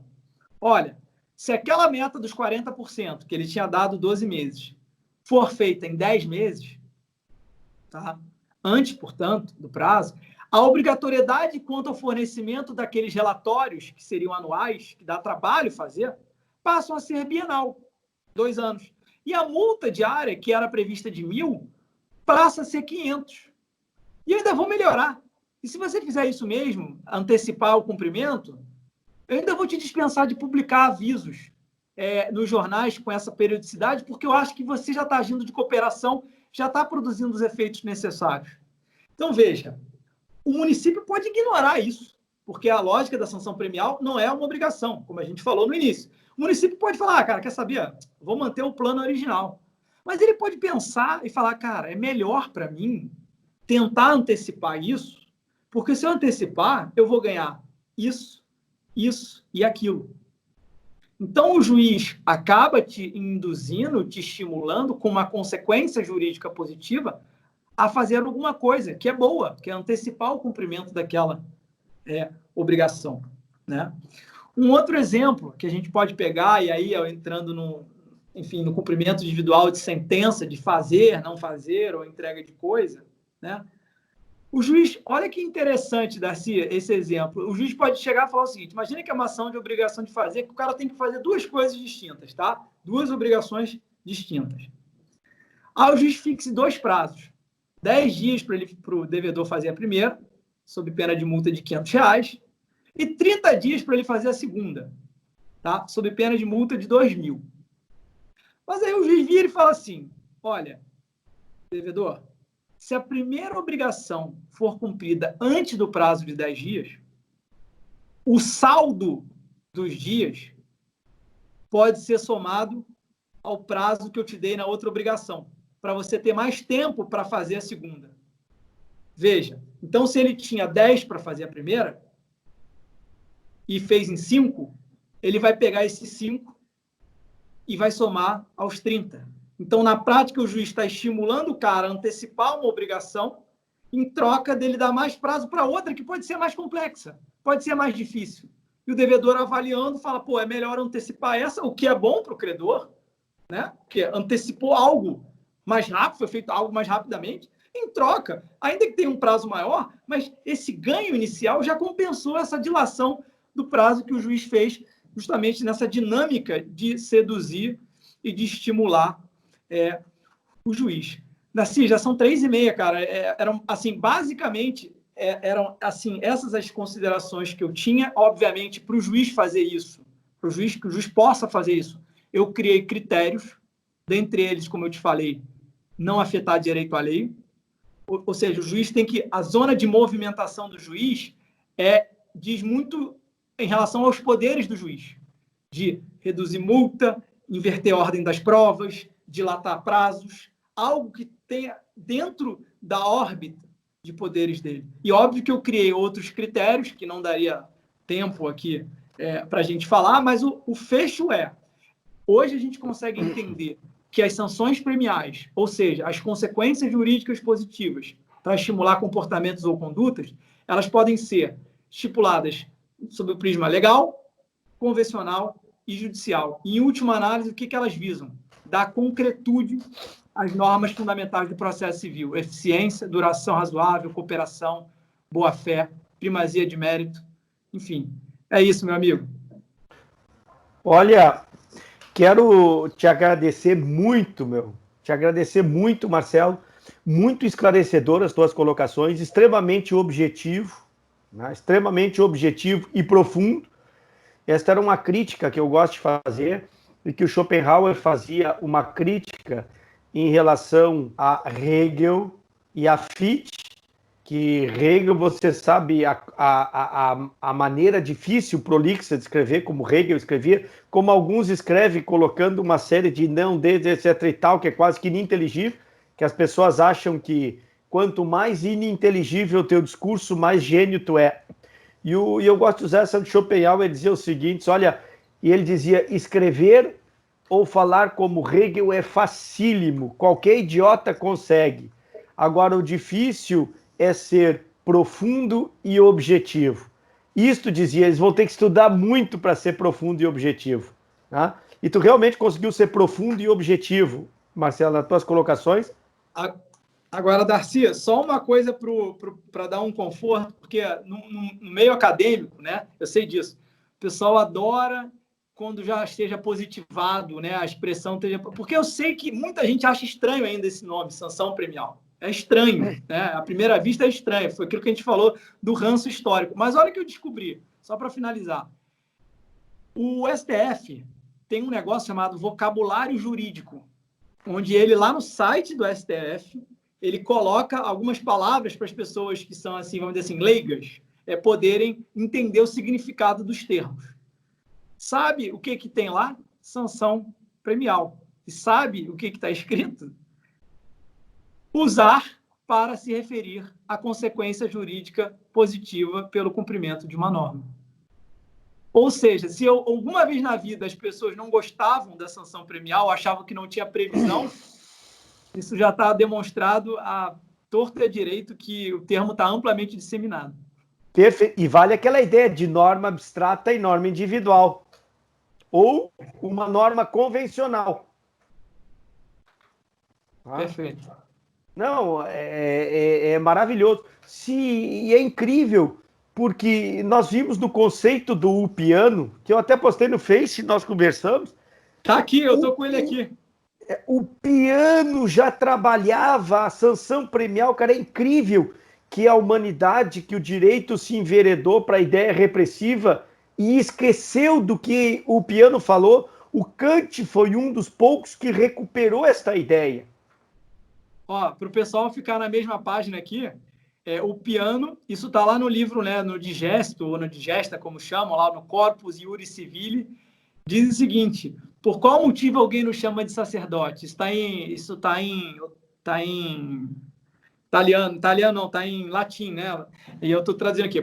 Porque cultivamos a justiça, professamos o conhecimento do bom e equitativo, separando o justo do injusto, discernindo o lícito do ilícito, desejando fazer bem aos homens não apenas pelo medo das penas, mas também com a excitação dos prêmios. 533 no ano. E Ehring, né, Rudolf von Ehring, falando, isso foi 1853. Um dia, os juristas irão ocupar-se do direito premial. E farão isso quando, pressionados pelas necessidades práticas, conseguirem introduzir a matéria premial dentro do direito, isto é, fora da mera faculdade do arbítrio, delimitando com regras precisas, nem tanto no interesse do aspirante ao prêmio, mas, sobretudo, no interesse superior da coletividade.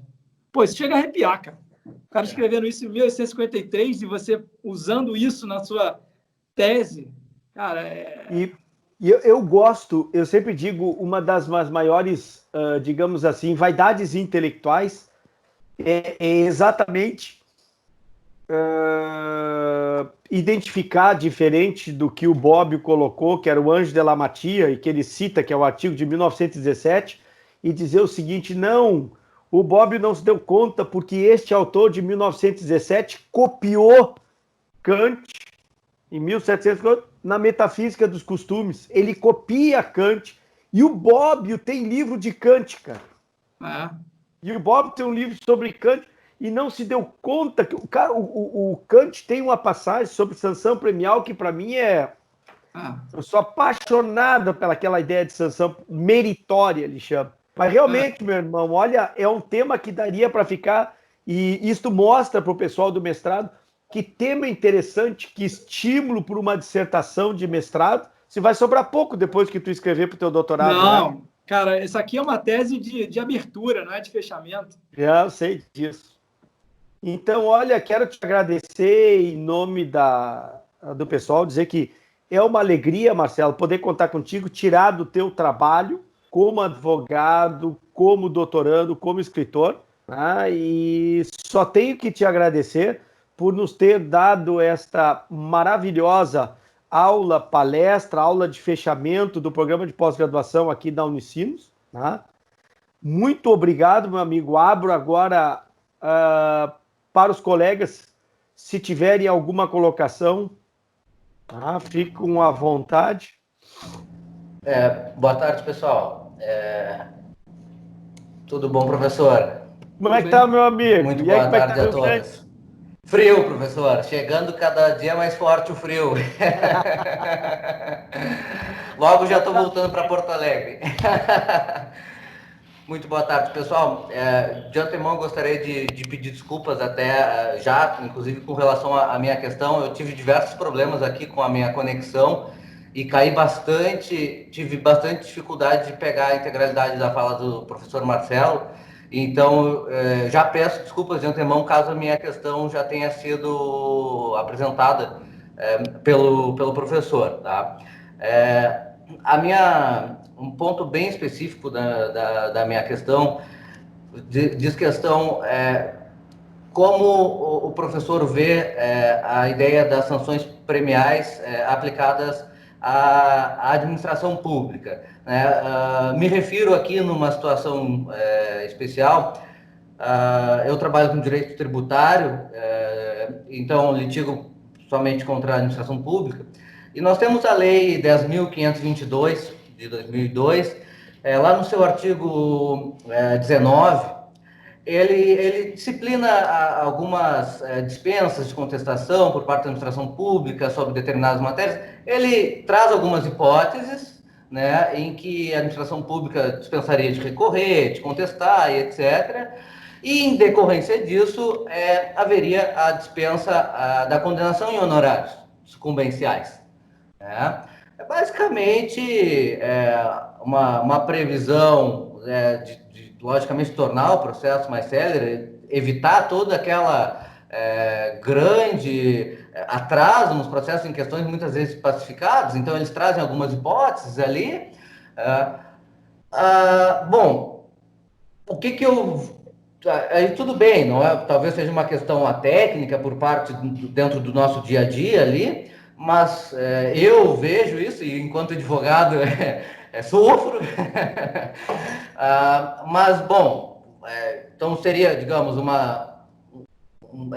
a legislação traz determinadas hipóteses e implementa, digamos, essa sanção premial a partir da dispensa de condenação em honorários.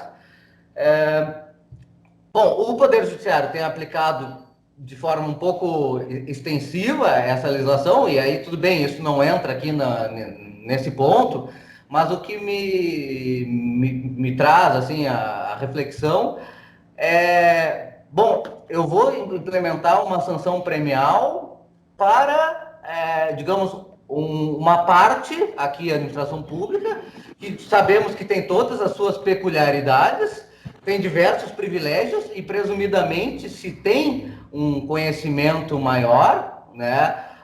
Então, por exemplo, eu vou alegar prescrição, digamos assim, prescrição em uma execução fiscal, né? Vamos falar sobre um tema, prescrição numa execução fiscal, é uma hipótese que está lá prevista, né? Então, eu vou fazer, vamos supor, uma exceção de presecutividade, porque o fisco ingressou com uma execução fiscal prescrita, né? Que presumidamente ele deveria ter esse conhecimento, até porque quando é exigido um juízo de legalidade, né, toda uma verificação previamente a propositura dessa execução fiscal, e tive um trabalho, o contribuinte precisou contratar um advogado, né, e a administração pública vai ter tido, digamos assim, né, vai ter tido esse benefício, não vou chamar de benefício, mas vai ter essa sanção premial.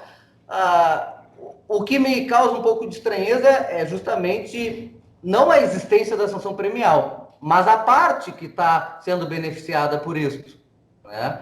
É a parte, porque é uma parte que ela dispõe de todo um aparato que lhe permitiria tomar conhecimento e não praticar atos que demandariam esse exercício do meu trabalho. Então, a minha questão é justamente essa perspectiva, e já peço desculpas novamente, se caso o professor trabalhou esse ponto. Então, é justamente qual o cabimento, né, e a legitimidade da sanção premial à administração pública, né, digamos assim, de forma bem superficial. Não, legal. Obrigado. Vamos lá. Vamos por partes. Para mim, não sei a opinião do Darcy, do professor Darcy, é o seguinte: a sanção premial, cara, ou ela está na lei, clara, porque a pessoa precisa saber que tem o prêmio, ou seja, que há um estímulo para ela fazer algo em troca do prêmio. Tá? Ou ela tem que estar numa convenção, ou ela tem que estar o juiz respeitando determinados critérios. Nesse artigo 19 que você falou aí, que até peguei aqui para abrir, que é um artigo que foi incluído pela Lei da Liberdade Econômica, né? É aquele que diz que, basicamente, pode convencionar internamente sobre desistir de recursos e tal. Aqui é o seguinte... Desculpa, professor, desculpa te interromper. Desculpa, te peço perdão já desde já. Ele é um artigo que ele foi introduzido anterior à Lei da Liberdade Econômica e ele foi modificado. Ele é um artigo mais antigo. Isso. Então, vamos pegar o 19C, tá? da 10.022. A PGFN poderá dispensar a prática de atos processuais, inclusive a desistência de recursos, quando o benefício patrimonial almejado com o ato não atender aos critérios de racionalidade, economicidade e eficiência. Esse exemplo, para mim, não tem nada de sanção premial. Aqui é o seguinte, é interno, eles têm que ter convênios internos, regras internas, para até orientar os procuradores, dizer, olha, em casos desse valor aqui, você está autorizado, até para não ter depois um eventual processo administrativo por uma omissão ou alguma coisa que o procurador não tenha feito. Tá? A lógica da sanção premial esse exemplo que você deu aí da exceção de pré-executividade. Né? O cara entrou com uma execução fiscal prescrita, né? Mas eu tive que fazer uma exceção de pré-executividade. Eu entendo que tem que fixar honorários, óbvio que tem que fixar honorários, mas aí não tem nada de sanção premial. Por quê? Porque aqui eu não tenho um prêmio para estimular uma conduta. Eu tenho, na verdade, uma valoração do meu trabalho. Quer ver uma coisa que as pessoas, às vezes, confundem muito, Darcy? Que é atuação premial com sanção premial. O que é uma atuação premial? O juiz vê que o advogado, que o Darcy, ficou 5 anos na causa, que o Darcy foi um caso super complexo, que o Darcy teve maior zelo no tratamento do caso, ele vai e dá 20%. Mas ele dá 20% com base nos critérios que estão lá no 85, parágrafo 2º. Então, ele está premiando a conduta do Darcy, mas premiando com base em critérios fixados em lei. A sanção premial, não. A sanção premial, o cara fala o seguinte: filho, se você fizer isso aqui, se você fizer isso, eu vou te dar um prêmio, eu vou te dar um benefício. Então, a gente não pode confundir valorização do trabalho, ou seja, atuação premial, com sanção premial. Então, eu acho que no teu exemplo, o juiz tem que fixar honorários pela razão do advogado ter feito a execução fiscal e a ação ter sido julgada extinta. Ele não pode, a meu ver, o juiz chegar e falar assim: quer saber? Foi uma execução fiscal de 2 páginas. Então, acho que não merece, enfim, honorário nenhum. Não tem critério, não tem lógica isso. É a ideia que esbarra na primeira... Eu não sei se você ouviu essa parte, esbarra no primeiro standard do meu trabalho, quando é judicial, que é não afetar direito alheio. Porque se ele morde os honorários do advogado, se ele absorve os honorários do advogado, ele está afetando o direito do advogado, a direito de terceiro. Então, ele não pode fazer isso. Então, assim, eu acho que você... Não, desculpa te interromper, professor, novamente. Não, na verdade, eu talvez não tenha sido específico o suficiente ali. Eu me refiro basicamente ao artigo 19, caput, tá? Fica a Procuradoria da Fazenda Nacional dispensada de contestar, de oferecer contrarrazões, interpor recursos e autorizada a desistir de recursos já interpostos, desde que não exista outro fundamento relevante, na hipótese em que a ação ou a decisão judicial administrativa versar sobre matérias do artigo 18, que ele traz matérias específicas, né? Tema que seja objeto de parecer, vigente e aprovado pela PGFN, né?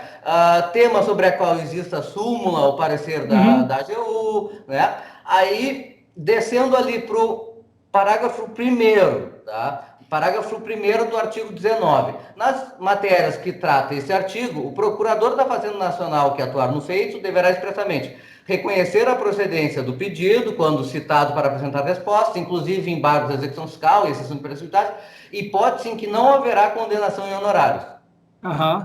Este é o ponto. Só que, lógico, se a gente for analisar as hipóteses previstas, o legislador deu uma margem relativamente ampla para essas hipóteses, né?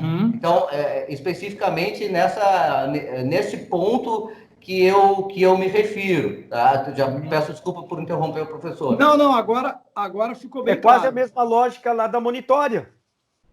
Ou aquela também, mal comparando, do 90, parágrafo 4º. Isso. Que diz se reconhecer a procedência do pedido e cumprir, mas lá só diz que só paga 5%. Isso, paga metade, né? Exato. Aqui nesse teu exemplo, que ele é muito bom, para mim, isso daqui é uma hipótese, sim, de sanção premial. Tá? Por quê? Está dizendo, se você reconhecer a procedência do pedido, não vai haver condenação em honorários. Se ela é boa ou não, se ela é justa ou não, aí é uma outra história. Porque o que o legislador pensou aqui, né? Falou, cara, se agilizar aqui, talvez todo mundo vai sair ganhando mais rápido. E esqueceu do advogado, do pobre advogado, que, né, que às vezes teve que fazer a petição, né? Então, assim... O principal ponto de incomodação da minha parte não é a sanção premial, mas é a parte que está sendo beneficiada da sanção premial, né? Sim. Que seria o típico caso aqui, trazendo para o meu dia a dia, é o típico caso da modulação de efeitos favorável à fazenda pública em matérias tributárias. Então, tu implementa uma legislação inconstitucional, te beneficia anos disso, e depois... É a parte especificamente, no meu ponto de vista, quando nós falamos em sanção premial, falando aqui como um leigo, né? Eu entendo que a fazenda pública não pode ser beneficiada disso. Não quando toca numa matéria Felipe, tão relevante, né? Mas o que acontece é que quem faz a lei não é a fazenda pública. Sim, perfeito. Claro. Não é a fazenda pública. Então, o que acontece? É um outro órgão do Estado que faz. E se um outro órgão do Estado tem que ser estimulado a não dar continuidade ao erro. Essa é a ideia. Perfeito. Perfeito, concordo. Não, concordo. E é um pouco aquilo, né, que até tem um artigo do professor Fernando Gargiadoni que ele escreveu logo que o código entrou em vigor, que se aplica a outras leis que tenham normas processuais, né? Existe o que é e existe o que eu gostaria que fosse. Né? Claro. Então, assim, nesse exemplo aqui, eu não sei a opinião do Darcy, mas me parece claramente o seguinte, na hora que o legislador fala, olha, a Procuradoria da Fazenda não precisa contestar ou pode desistir nas seguintes hipóteses. Vamos pegar uma das hipóteses só aqui. Vamos pegar num tema fundado em dispositivo que tenha sido declarado inconstitucional pelo Supremo em controle difuso. Tá? Ou no tema decidido pelo Supremo em matéria constitucional pelo STJ. Tá? Aí vem. Nesses casos, todas essas hipóteses e esse rol é grande, né?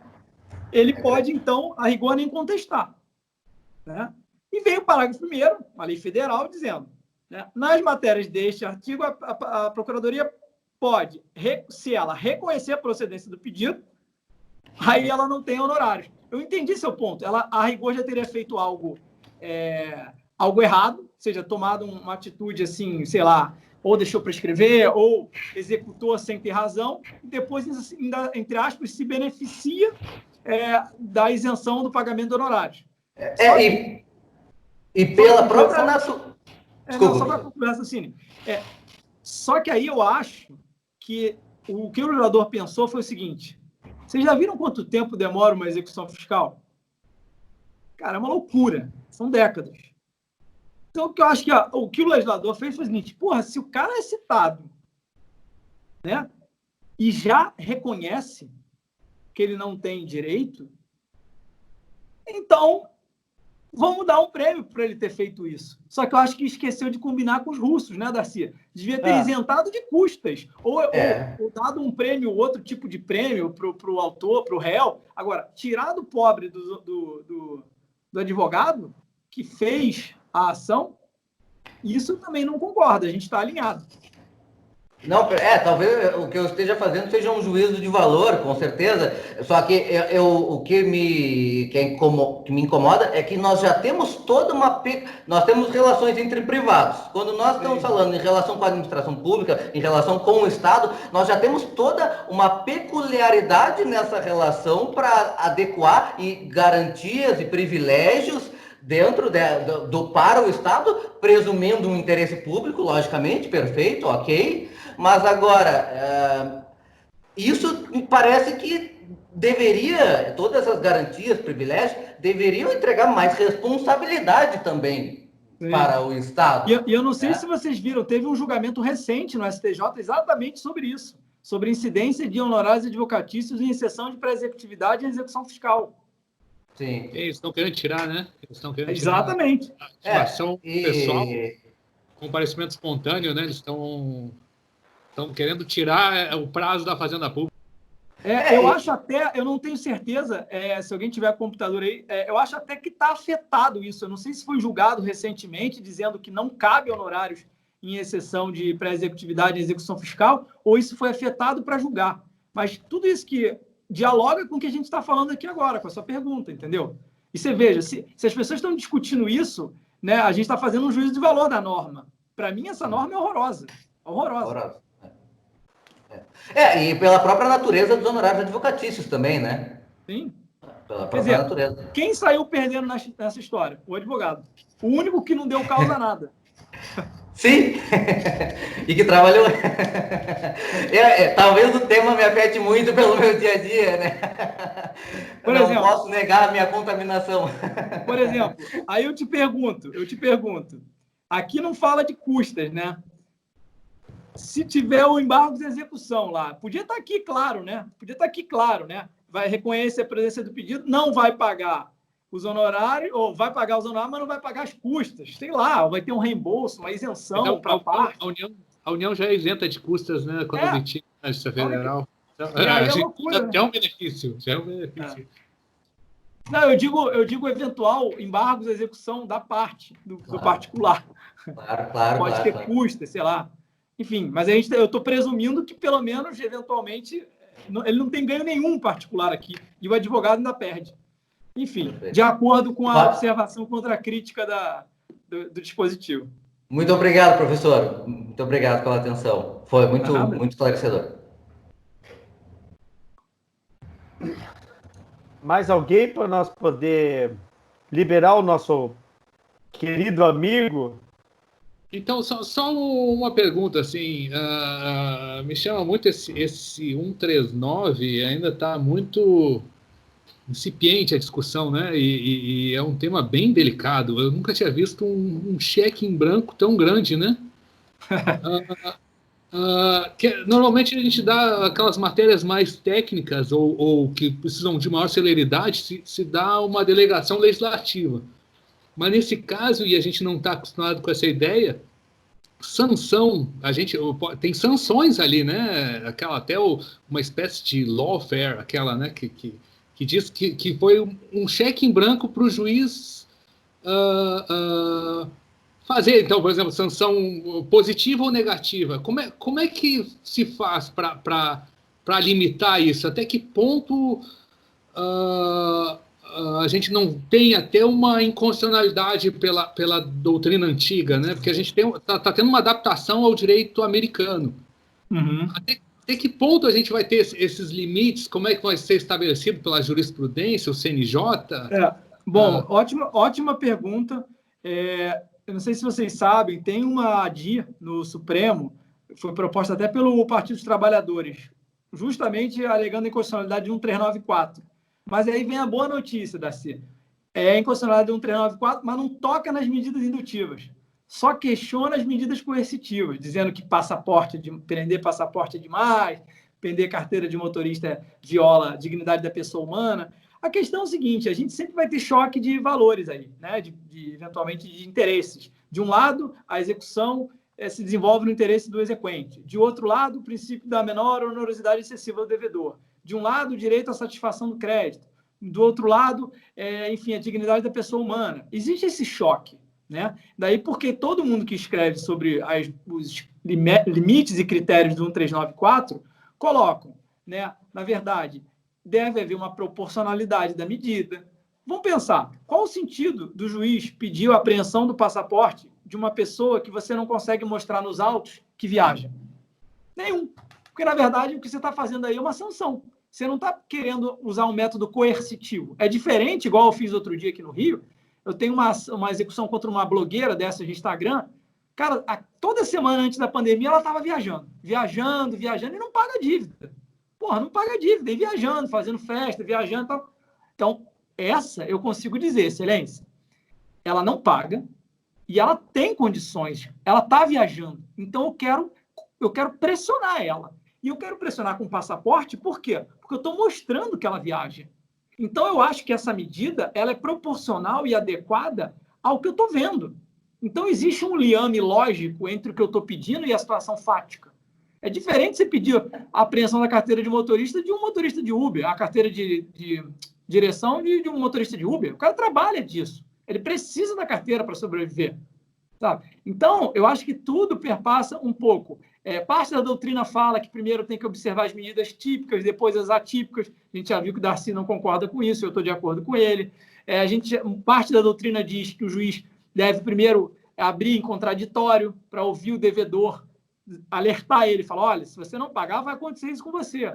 Parte da doutrina diz que, na verdade, o juiz ele deve fazer um balanceamento do que se pede à situação. Qual é a natureza desse crédito? É verba alimentar? Honorários advocatícios é verba alimentar. Então, eu posso aumentar um pouco o calibre. Então, é tudo à luz. Não existe hoje, a jurisprudência não fez isso, assim, uma planilha com os estándares de quais são os critérios para serem aplicados, quais são esses limites. Os limites vão ter que ser ver no caso concreto. Eu não sei se eu já te falei isso, Darcy. Teve um caso aqui no Rio que um cara pediu e não conseguiu, né? Era um devedor de condomínio. O cara estava devendo o condomínio. Sabe o que o condomínio pediu? Pediu para o elevador não parar no andar dele até ele pagar. E o porteiro não podia recolher o lixo, dizendo que se ele não pagar, o elevador vai ser programado para não parar no andar dele e ele não vai ter coleta de lixo. Meu Deus, é quase como aquelas decisões que dizem, tu não pode usar a área comum, já sai pela janela. Não, tudo bem, assim, A área comum, a gente ainda pode discutir se o cara não pode usar sauna, se ele não pode usar a Agora, sinuca. o TJ já proibiu isso. Sim. Cara, isso daí até um tema... Vai que pela ainda daria escada, vai pela escada, não pode elevador. Então, não usar a sauna, não usar o spa do condomínio, ainda daria alguma discussão. Agora, não recolher o lixo do cara e o elevador não parar no andar dele, isso é claramente desproporcional, isso viola a dignidade da pessoa humana. Então, eu não vi quem me perguntou, mas assim, a resposta muito vai passar pela proporcionalidade, pela razoabilidade, né? Pela situação concreta, pela natureza do direito. Fred, eu acho ali, naqueles 36 critérios que ele cria, alguns são muito interessantes, obviamente não todos, mas tem muito critério objetivo ali que elimina, Fábio, quase todo o subjetivismo do juiz, readequando aonde ele necessariamente deve permanecer. Tá? Perfeito. Darcy, você tirou uma foto aí no computador para a gente fazer depois eu postar depois e agradecer. Tirou, Guilherme. O Guilherme que tirou. Mas tirou? De todo jeito, eu vou tirar agora, sorriam. Eu vou bater um print aqui. Peraí, Darcy, baixa o celular. Bati. Dá um sorriso para a câmera. 3, 2... Peraí, agora. 3, 2, 1... Pronto, ficou boa. Maravilha, pessoal. Ainda bem, já não aguentava mais encolher a barriga.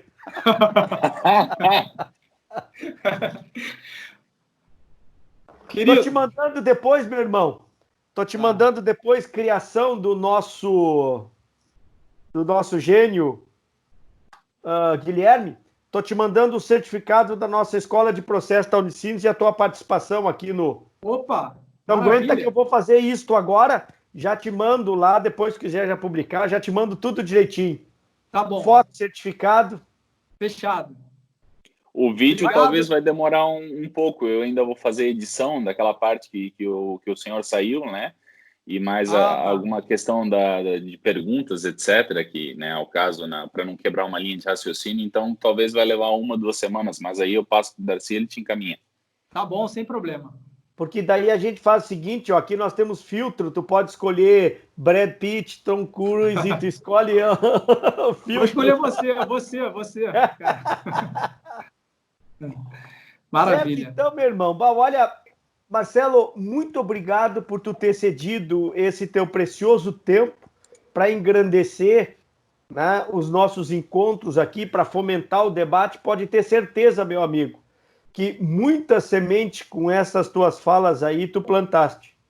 Pode ter certeza. E olha como a gente sempre aprende.